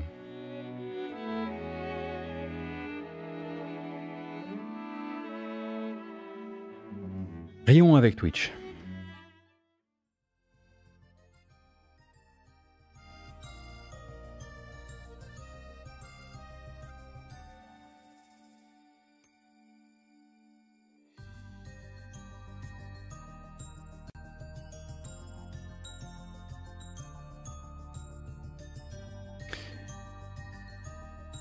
Bon alors regardez, je vais je vais vous expliquer un peu ce qui se passe. Ah non, zut, ça c'est l'après, tant pis. Alors qu'est-ce qui s'est passé durant la BlizzCon, en fin de BlizzCon, Metallica, c'était pas la première fois qu'il venait jouer à une BlizzCon, est venu jouer Forum de Bell Tolls, et durant ce moment-là, qui était juste après la conférence, la chaîne Twitch Gaming, appartenant à Twitch, a décidé qu'ils ne pouvaient pas prendre le risque sur leur propre plateforme de laisser jouer du Metallica et a donc coupé le son de Metallica qui était en train de jouer pour mettre de la musique libre de droit par-dessus, de peur de s'auto-frag avec leur propre système. C'est vous dire un petit peu si on est arrivé à quelque chose de complètement zinzin, encore plus zinzin quand on sait, ça encore une fois, les moins de 20 ans qui ne peuvent pas connaître, etc.,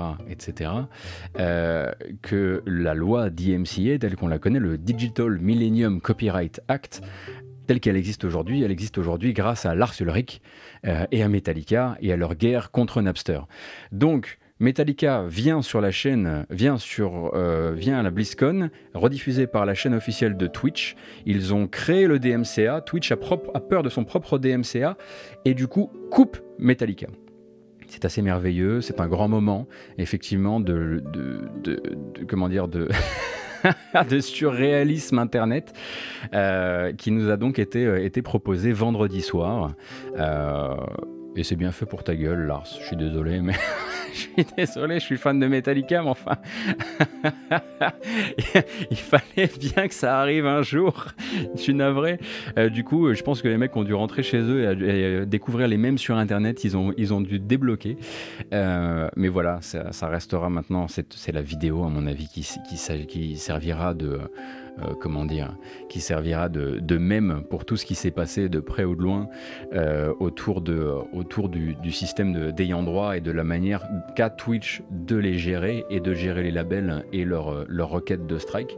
Alors pour revenir un petit peu sur, simplement parce que c'est pas juste le DMCA c'est un outil certes qui est là pour aider des majors à se retourner contre des individus, ce qui est quand même déjà un outil très dangereux, mais il a plusieurs utilités. Par exemple, le DMCA, c'est ce qui permettra demain à différents labels qui possèdent les droits sur différents groupes de hard rock extrêmement réputés, de se retourner contre vous si vous décidez de streamer du rock'n'roll racing via la collection, l'arcade collection de Blizzard.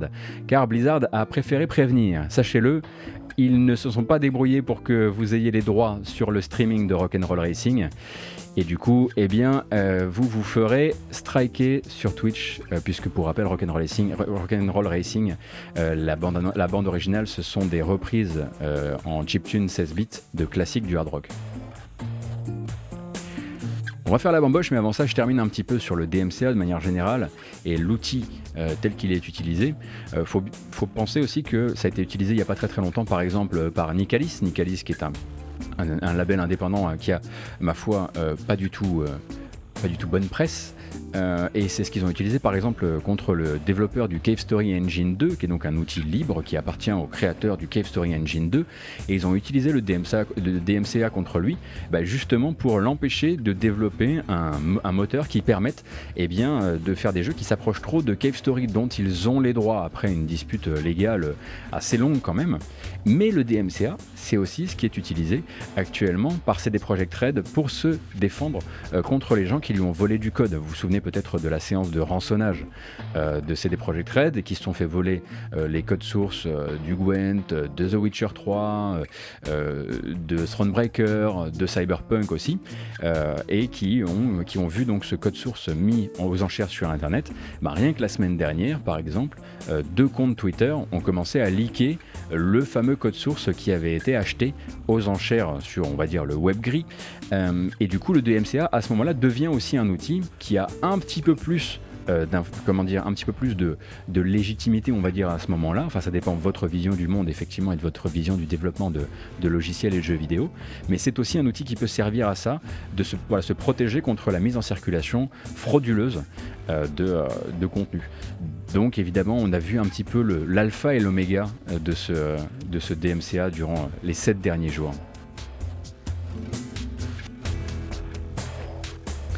Effectivement, il faut que j'arrête de parler. Non, mais vous avez raison.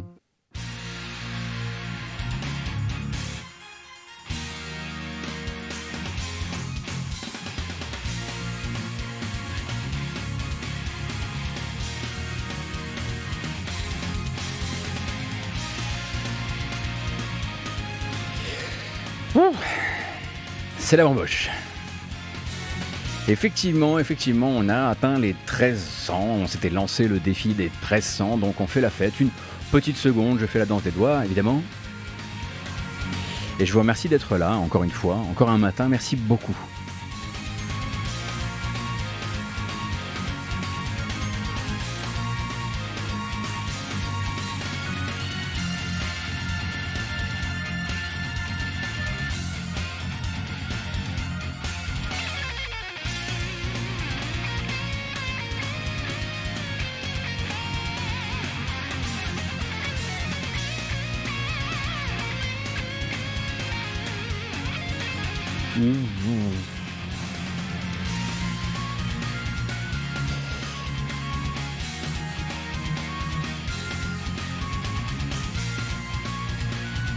Oh, c'est pas mal, hein.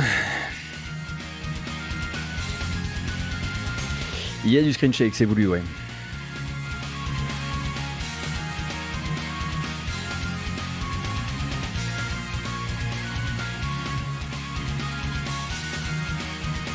Oui, mais quand je le mets trop fort, vous dites que ça vous fait mal aux yeux. Alors moi, j'ai descendu la puissance du truc. Non, mais là, de toute façon, il faut qu'on... En revanche, on fait plus la fête. La bamboche, c'est terminé.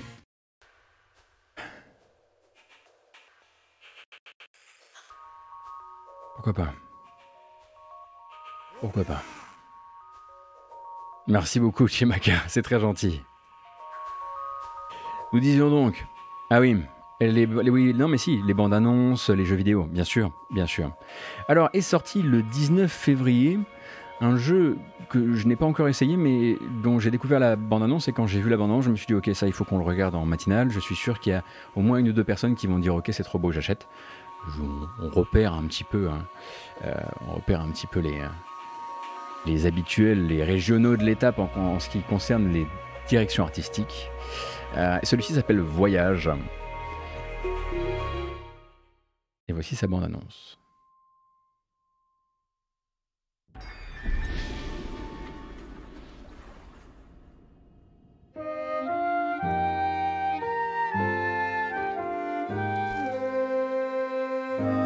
Donc, Voyage est un platformer cinématique qui vous durera environ 2 heures, 2h30.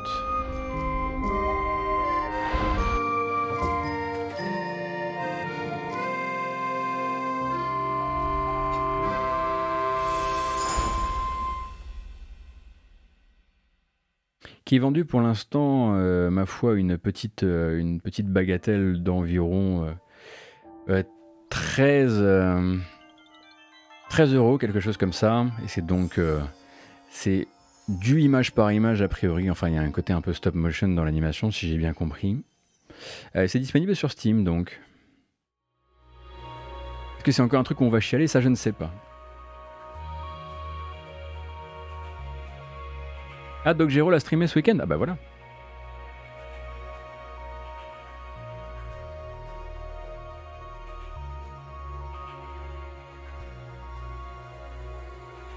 C'est de l'anime tradi avec peu de frames. Merci beaucoup, Calmaric. Calmaric vraiment en train de devenir le consultant animation de cette matinale.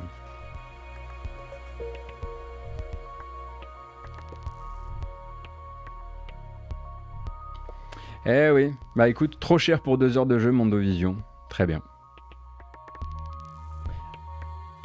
Je sais que c'est une logique qu'utilisent encore beaucoup de gens pour juger les jeux vidéo, mais t'as joué à Journey? Parce que c'était 2 heures de jeu aussi. Hein. Et là, Mondovision va me répondre ouais. Et j'ai trouvé qu'il n'y avait pas assez de contenu.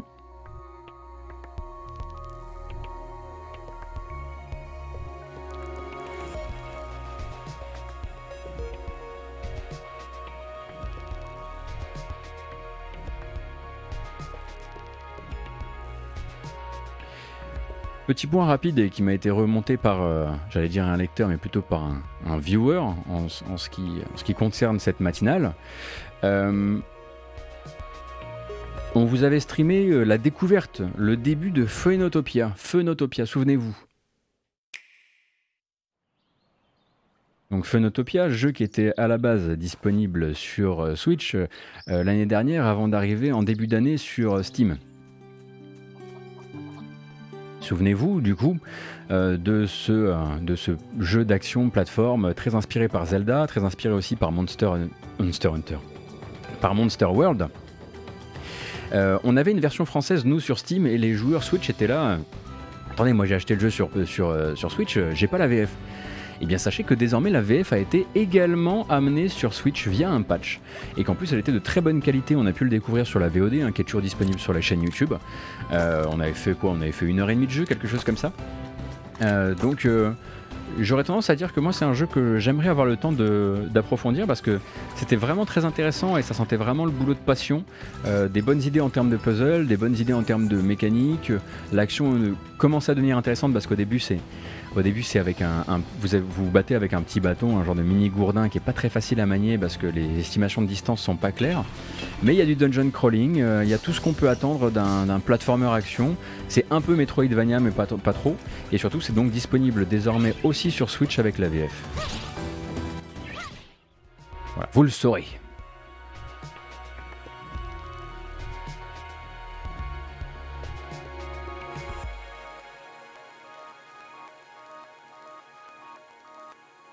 Le titre du jeu c'est Phoenotopia, P-H-O-E-N-O-T-O-P-I-A.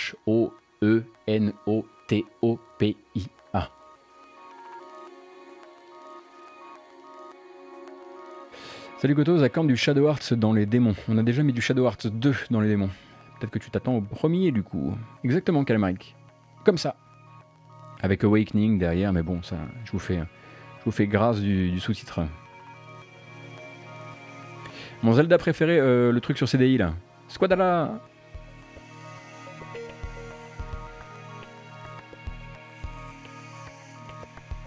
Alors, l'une des sorties de cette semaine est probablement une de celles qui a le plus le vent en poupe d'un point de vue marketing commercial. C'est celle de Persona 5 Strikers. Et ça tombe bien parce qu'il y a une nouvelle bande-annonce et qu'on peut pas dire non à une bande-annonce de Persona 5 Strikers, je rappelle. Ça sort le 23 février. Le 23 février, c'est tout simplement demain. Hein, sur PS4, Switch et PC.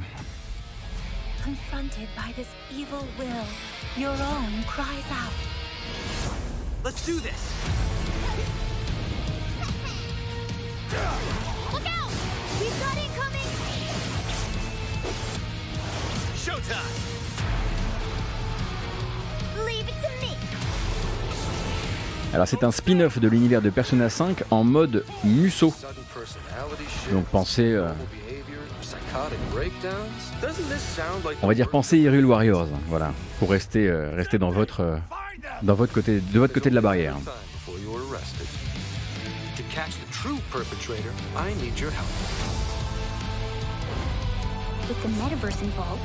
Alors, quand on dit spin-off, effectivement, il y a une composante également liée au scénario qui en fait quelque chose d'intéressant si vous avez fait Persona 5. Je rappelle que le jeu avait eu un test sur Gamecult par Kamui, qui avait fait le test de la version import. Et donc là, le jeu arrive en version localisée, en anglais. Et donc il y a pas juste de la baston, mais aussi de la narration, comme le fait remarquer le chat. Il faut se préparer aussi à ce qu'il y ait beaucoup de discussions dans le jeu. Et le français également, merci beaucoup. J'étais plus sûr si justement il y avait eu le portage, il y avait eu la localisation française. Donc FR complet, ça sort demain. Vous avez plein de bandes annonces à vous mettre dans le cornet si ça peut vous brancher. Après, je sais pas si les gens qui ont eu l'occasion de l'essayer conseillent de le faire si vous n'avez pas fait Persona 5.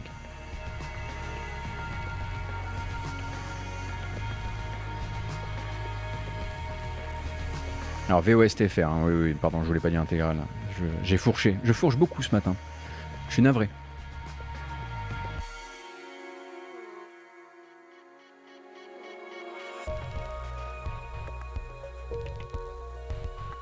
Si tu as pas fait Persona 5, c'est assez dur. D'accord, très bien.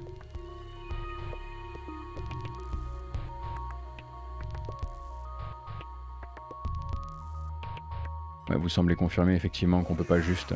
Donc c'est un spin-off question gameplay, mais ça reste une suite question narration. Merci beaucoup. Chakou, merci beaucoup pour ton prime. Lutès McDuck également.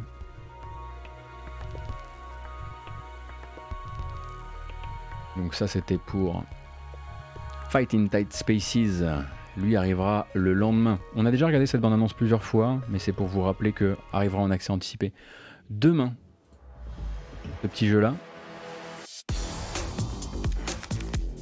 Donc qui est un tactical dans des environnements extrêmement étriqués où vous jouez un personnage à la John Wick, on va dire, qui doit faire du close combat et s'en sortir via un système de cartes et de deck building.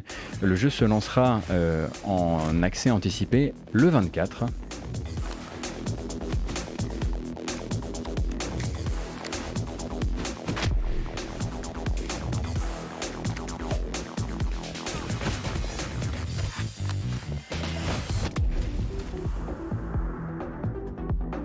Alors cette vidéo elle a quand même déjà quelques temps, donc il faudra voir au niveau des animes et de la patate globale si le jeu s'est amélioré, parce qu'il n'a pas montré en fait autre chose. Il y a une longue vidéo de gameplay, mais elle a quelques mois également, donc il faudra voir un petit peu à quoi s'attendre. Je compte essayer d'en streamer cette semaine, donc ce sera l'occasion peut-être pour vous de faire la découverte et de voir si c'est votre truc ou pas. Voilà, avec ce genre de petit grand écart qui fait plaisir. C'est prévu sur quel support pour l'instant? C'est prévu sur PC d'abord. Donc voilà, la possibilité, comme vous voyez, de gérer votre deck et de faire évoluer certaines cartes, de les passer au niveau 2, etc. etc. Enfin, des mécaniques que vous connaissez. Et faudra effectivement voir ce que ça vaut une fois que les deux parties du jeu, à savoir la partie tactique et la partie construction de deck, se retrouvent dans le jeu. Alors le problème c'est que moi je sais pas ce qui s'est passé, mais à chaque fois que je vois le personnage, la forme de sa tête, vous voyez James Bond ou Tom Cruise, moi je vois Emmanuel Macron, je sais pas pourquoi, et ça me terrifie. Il n'y a aucune raison d'ailleurs d'y voir Emmanuel Macron, mais voilà, le Emmanuel Macron en aplat ne peut rien contre toi, et pourtant il est là.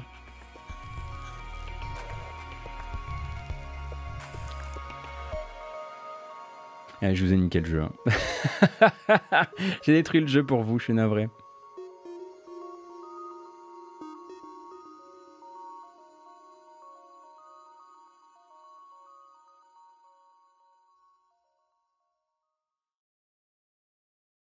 Allez, tant qu'on est dans les...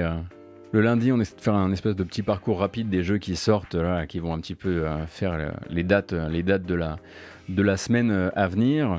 Le prochain s'appelle Voidigo et sortira donc en accès anticipé sur Steam le 25 février. C'est juste du coup dans 3 jours.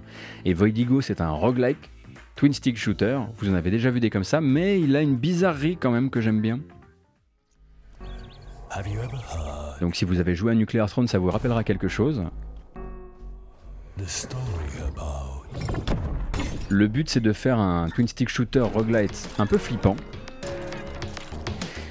dont les combats seraient énormément concentrés sur les combats de boss. Alors c'est pas un boss rush, mais grosse emphase sur les combats de boss.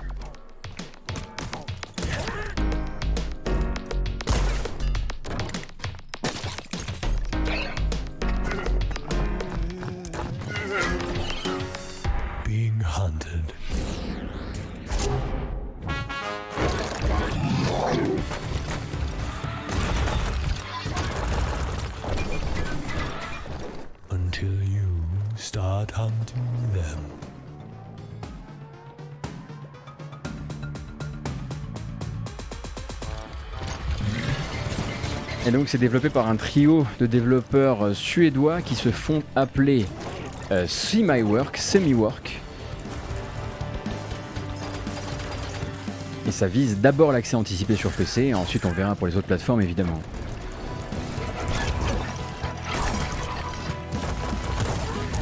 En espérant que les gens qui sont embêtés par le screen shake puissent désactiver le screen shake, parce que c'est quand même sportif.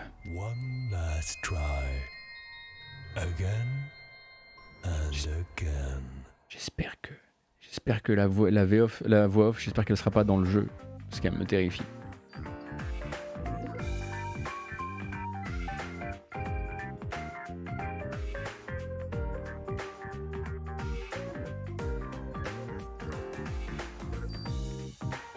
Ah mais je comprends tout à fait hein, Mondovision. Je comprends tout à fait ta logique si t'as pas beaucoup de brousouf actuellement et que tu veux effectivement des jeux qui soient rentables. Ça, je l'entends tout à fait. Alors effectivement, du coup, Journey ne sera pas vraiment le grand producteur de rejouabilité que tu attends. Mais si à l'occasion tu peux, je te recommande effectivement Journey. Qui, bon voilà, hein, ne te fera pas plus de 2h30, tout comme je te recommande Gris aussi, mais encore une fois, si pour l'instant tu es sur cette logique de rentabilité qui s'entend tout à fait, si t'as pas les coups des franches, c'est pas les bons jeux, c'est sûr. Oui, on est passé dans le journal de sortie, mais bon, moi, vous savez... J'ai mis un plan là, j'ai mis un truc qui se pilote au Stream Deck, etc. Je ne l'utilise pas. Juste, voilà. Limite, je devrais le caler sur sur leur système du PC pour que ça passe automatiquement, parce que... Mais bon, ce serait pas raccord non plus, ça ne nous aiderait pas plus, mais je ne l'utilise pas, ce sommaire, c'est fou. Hein. C'est dommage, d'ailleurs, c'est très dommage. Alors, la dernière bande-annonce, c'est juste parce qu'elle est sortie et que je sais qu'il y a une niche qui attend probablement ces jeux-là. Vous allez me dire, moi, j'y connais rien. Simplement donc est annoncé pour le 22 avril, là on sort du programme de notre semaine, est annoncé pour le 22 avril le MotoGP 2021, donc MotoGP 21 c'est sur toutes les plateformes, absolument toutes les plateformes, même la Switch, et putain je savais pas moi, mais ils se font chier pour les bandes annonces là sur les MotoGP maintenant, dis donc c'est quelque chose hein. C'est bonhomme hein.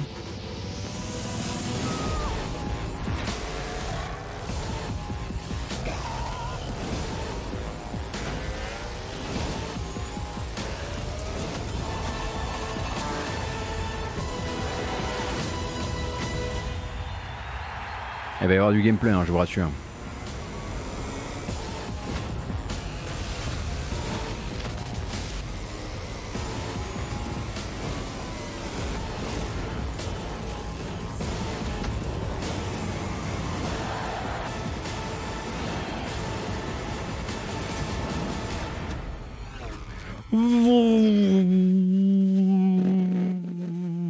Pardon. Donc 22 avril sur toutes les plateformes PS5, Series X, PS4, Xbox One, Switch, oui, PC et Steam via PC via Steam et Epic Game Store. Oui, Switch. Oui, Switch. Tout à fait, Switch. Ne me demandez pas si ça tourne ou j'en sais rien. Moi, je croyais que les MotoGP, ça s'était arrêté depuis 1000 ans environ, donc. Je tombe sur la bande-annonce, je me dis, bon, bah, je vais les prévenir quand même, parce que si ça se trouve, eux, ils aiment bien, quoi, mais j'étais là, genre, quoi? On en vend encore? Salut Bob Ménisme, ça va bien, merci beaucoup.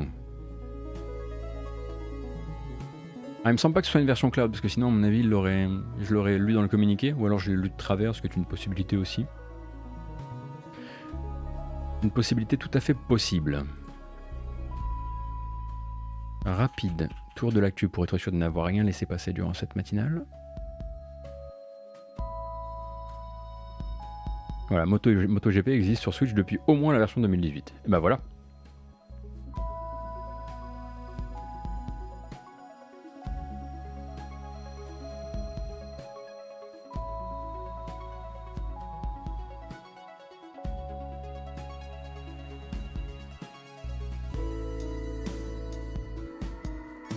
Il est bon mon t-shirt, n'est-ce pas?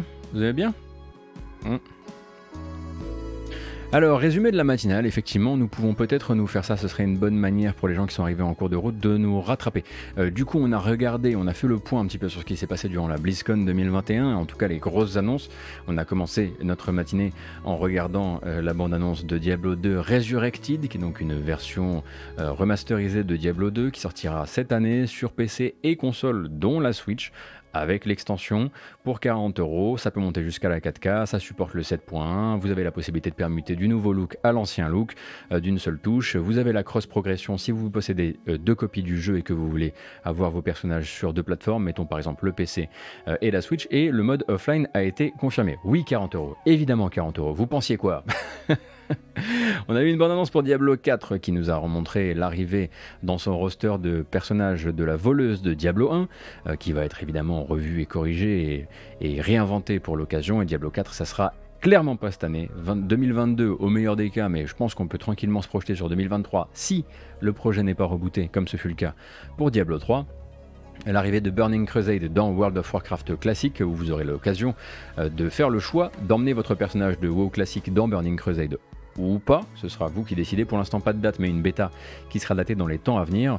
La Blizzard Arcade Collection qui comprend The Lost Vikings, qui comprend également Rock'n'Roll Racing ainsi que Blackthorn, qui ne sont pas des jeux arcade, mais bon c'est comme ça qu'on dit quand on fait une collection rétro, manifestement du côté de chez Blizzard, qui est disponible dès maintenant avec du rewind, avec des parties un peu musées, des illustrations préparatoires, des interviews, etc. etc.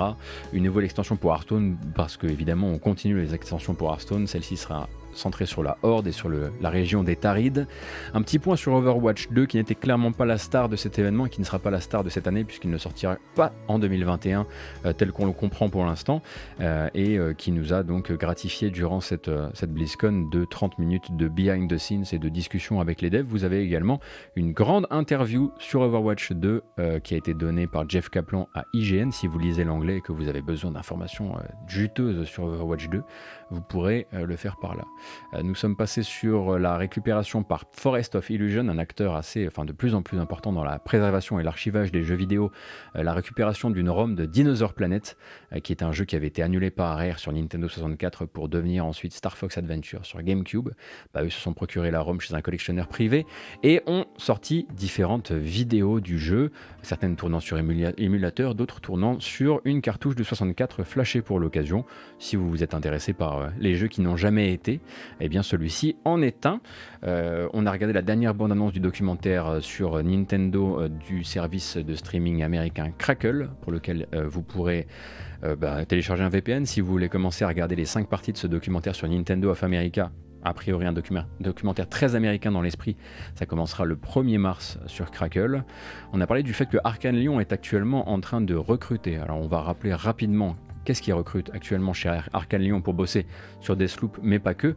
Ça cherche du producteur, ça cherche du game system designer, engine programmeur et programmeur outils également. Je sais pas pourquoi le dernier je l'ai passé en français. J'étais comme ça, j'étais tranquille. Des informations pour les fans de Little Nightmares après la sortie du 2, eh bien les développeurs Tarsier partent de leur côté puisqu'ils ont été rachetés par le groupe Embracer pendant que la licence elle reste chez Bandai Namco. Donc ils lui font des adieux un petit peu doux amers, et du côté de chez Bandai Namco on n'exclut pas la possibilité de continuer à livrer du contenu sur l'univers de Little Nightmares, mais avec un autre studio. On a vu l'annonce de Fighting EX Slayer Another Dash, qui est une version de Fighting EX Slayer avec d'autres mécaniques et un autre code réseau qui arrivera sur Switch cette année. De nouvelles informations seront dévoilées le 1er avril prochain. L'arrivée de Dan dans Street Fighter V. Dan est arrivé dans le Winter Update de Street Fighter V aujourd'hui même. Qu'est-ce qu'on a vu? L'arrivée également de Ryu et Chun-Li dans Fortnite.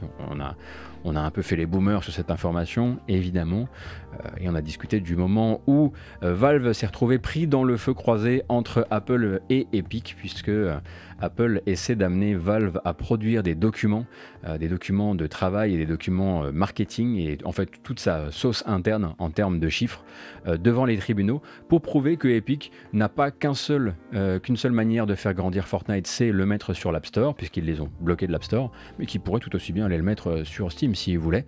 Du coup Valve là après en prend une petite balle perdue et se retrouve à devoir lutter contre la demande en justice de produire toute sa petite moulinette interne, et ça doit être à mon avis la première priorité chez Valve actuellement, de ne pas avoir à dévoiler ces chiffres pour le compte d'une dispute entre d'autres gens.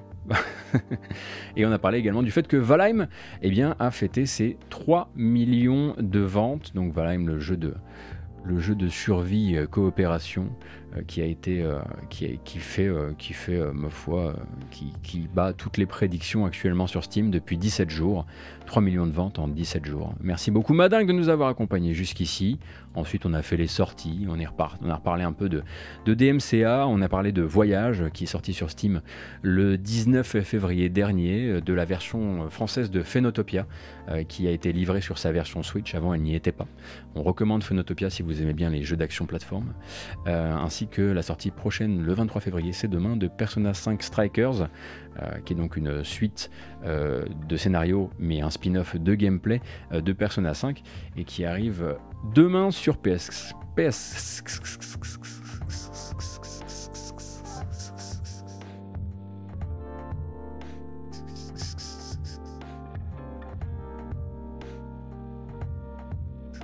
PS4, Switch et PC.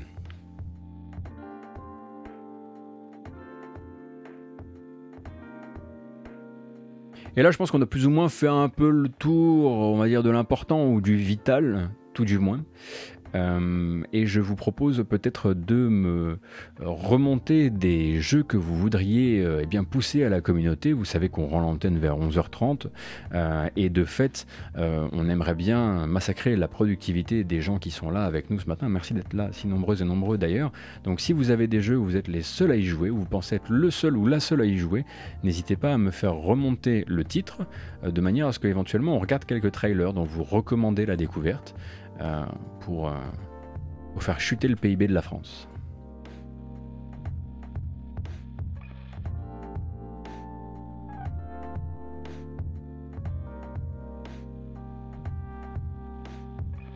Alors on va y aller doucement, on va se calmer, parce que vous y êtes en train d'y aller vénère.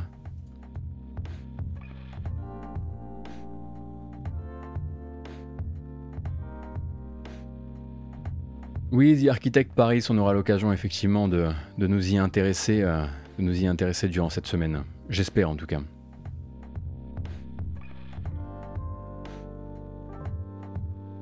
Alors, est-ce qu'il y a une bande-annonce pour Locomotive? Oui, parce que c'est vrai que Nodus en a déjà parlé, mais Locomotive Game Trailer.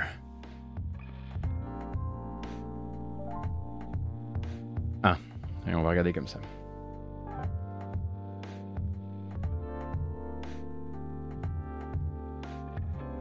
Alors très rapidement, c'est disponible sur itch.io et il s'agit d'un point and click d'aventure dans un train, pensez à Agatha Christie. Ça s'appelle Loco, plus loin, Motive.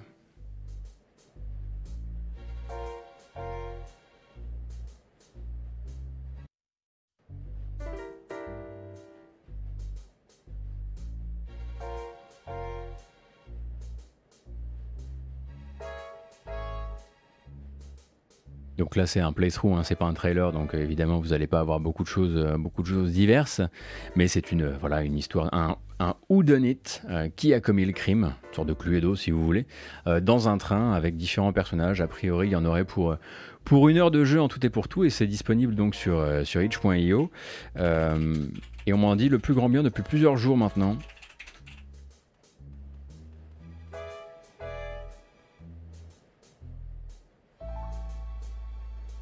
Et donc c'est en Name Your Price, alors vous déciderez de le télécharger gratuitement, vous déciderez de gratifier le développeur d'une petite piécette.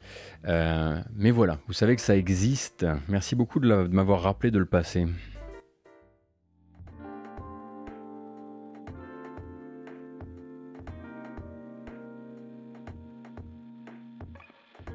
Alors je remonte un petit peu tout ça. Florence sur mobile, on en a déjà parlé un petit peu.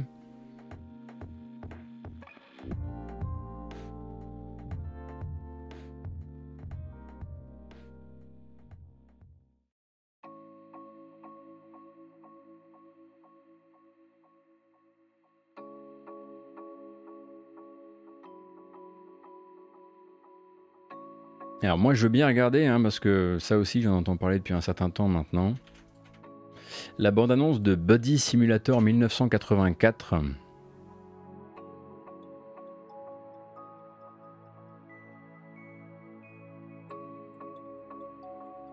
J'aimerais capter un petit peu de quoi il s'agit surtout. Sorti le 18 février dernier sur Steam.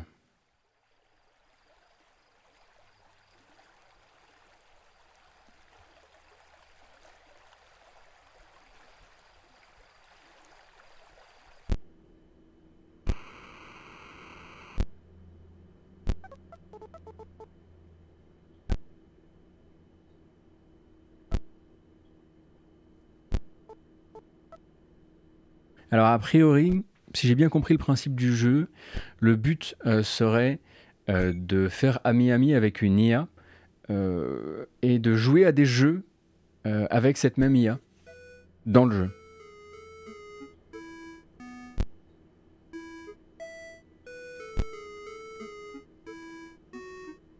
Ah bah je suis content, merci beaucoup le barbe, c'est très gentil.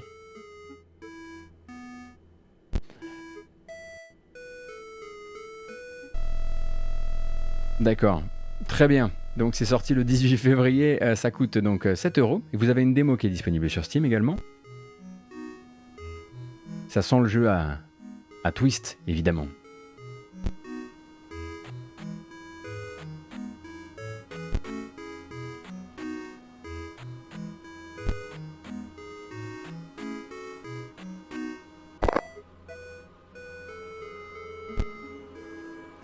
Ah ça y est.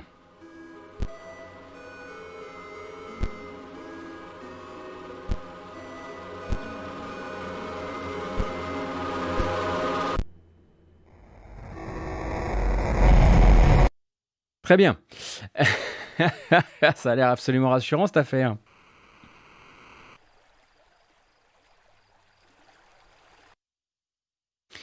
Donc ça s'appelle Buddy Simulator 1984, c'est développé par Not a Sailor Studios, pas un marin studio. Et c'est disponible sur Steam depuis le 18 février dernier. Éventuellement, si vous aimez, voilà, si vous aimez les trucs à la Pony Island, si vous aimez les jeux qui se retournent sur vous à un moment ou à un autre, on peut penser à Doki Doki, on peut penser à d'autres jeux récemment, notamment Omori, dans un autre style évidemment. Préparez-vous, hein, c'est souvent des jeux qui ont des sous-textes. J'imagine qu'il doit y avoir un certain sous-texte un peu soit lourd moralement, soit flippant. Mais sachez un peu où vous mettez les pieds. Le jeu s'appelle Buddy Simulator 1984.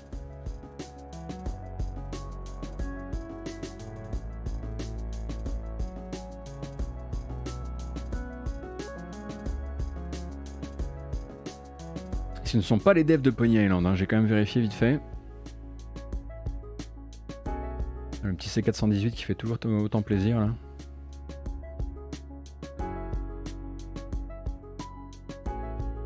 Oui, c'est vrai que ça rappelle aussi Stories Untold, c'est vrai. Alors, voyons ça. Ça fait plusieurs fois qu'on me le remonte également.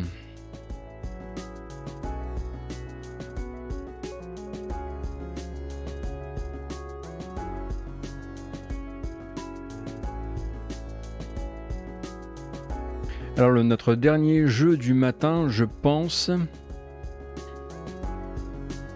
oui, ce sera celui-ci, effectivement. Nous allons regarder la bande-annonce de Echo, qui est en accès anticipé depuis le 6 février 2018.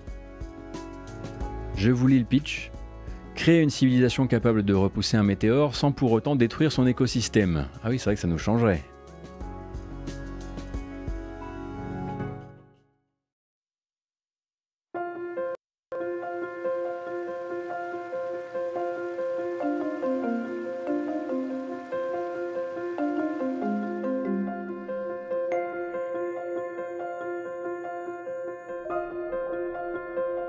Oui, il existe depuis longtemps celui-ci, mais il est en accès anticipé et il me semble qu'il vise cette année pour une sortie, non? T'as un groupe de potes City qui vivent leur meilleure vie dessus, c'est vraiment un jeu à projet. Ah, d'accord, il y a des... Ah, mais ça joue à ça sur la Mintos TV et tout, moi je ne connais pas, hein. Vous me faites découvrir, alors je vous fais découvrir, mais si ça se trouve c'est déjà hyper connu, etc. Donc on rappelle le projet, hein, donc un météore se dirige vers la Terre et votre but sera de vous protéger de sa chute tout en respectant la biosphère qui vous entoure au moment de vous protéger.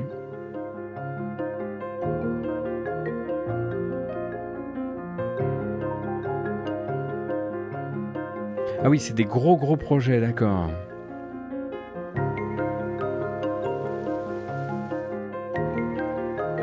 Ouais, ça donne presque envie d'attendre la 1.0 en tout cas.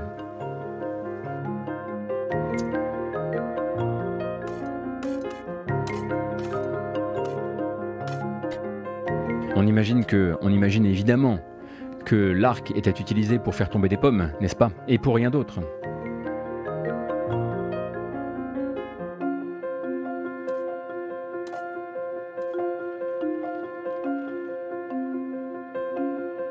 Ah ouais, super.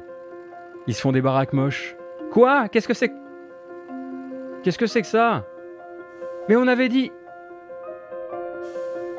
Mais vous aviez... Mais qu'est-ce que vous... De l'énergie fossile, quoi? Mais c'est rien que des menteries. Ah, attendez, je crois qu'on nous met face à nos... Ah, voilà. Alors, on nous met face à nos erreurs. Ah, voilà. Voilà, il montre l'impact de ce qui se passe si vous allez trop loin. Comment ça, des élections? Ah oui, ça va hyper loin.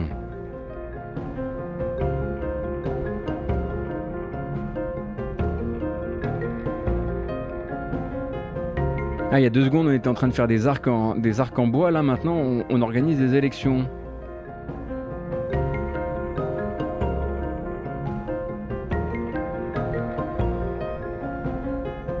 Ah, Star Citizen.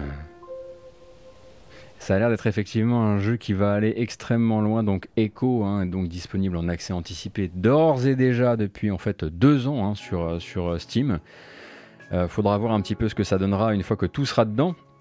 C'est typiquement le genre de jeu où le problème pour les développeurs, c'est toujours de décider du moment où tout est dedans. Parce qu'ils n'arrivent jamais à s'arrêter. Factorio, par exemple.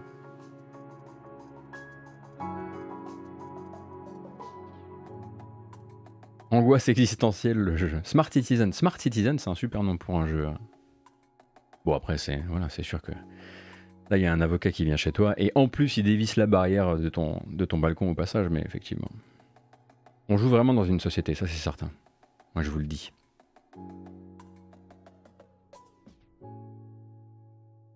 Ouais, bah écoutez, c'était du coup Echo, notre... Alors, un seul C, hein, parce que sinon, c'est vrai que c'est pas le même... C'est aussi un jeu prétendument...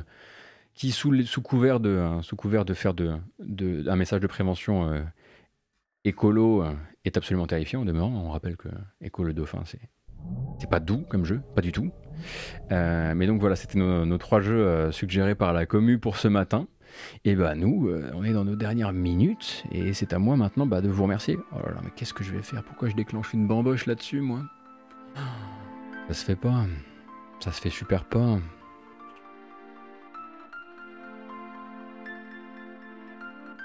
Une prochaine fois, Vonnier, une prochaine fois. Promis. Alors.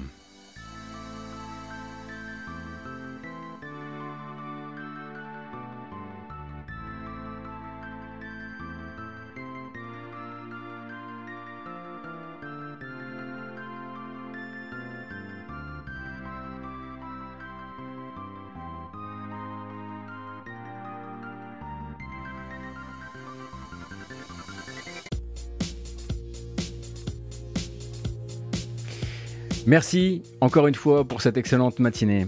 J'espère que vous avez passé un bon lever en ma compagnie. J'espère que vous avez pu vous renseigner un petit peu sur l'actualité du jeu vidéo. On se donne rendez-vous demain, quoi qu'il arrive, 9h, 11h30. Pour rappel, on fait ça du lundi au vendredi et probablement aujourd'hui en stream. Sur quoi, je ne sais pas encore, mais très probablement fin d'après-midi, milieu d'après-midi jusqu'au début de soirée.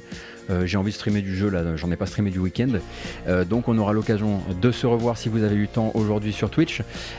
Et quoi qu'il arrive, je vous rappelle qu'en plus de cette VOD qui va être uploadée sur YouTube le plus vite possible.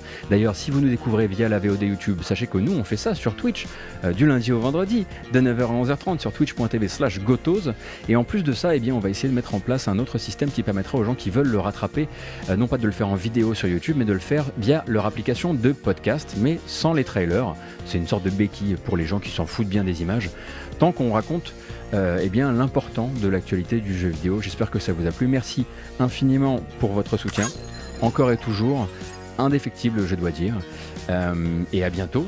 Prenez soin de vous et bougez pas, il va y avoir un raid si vous avez envie de rester dans le coin.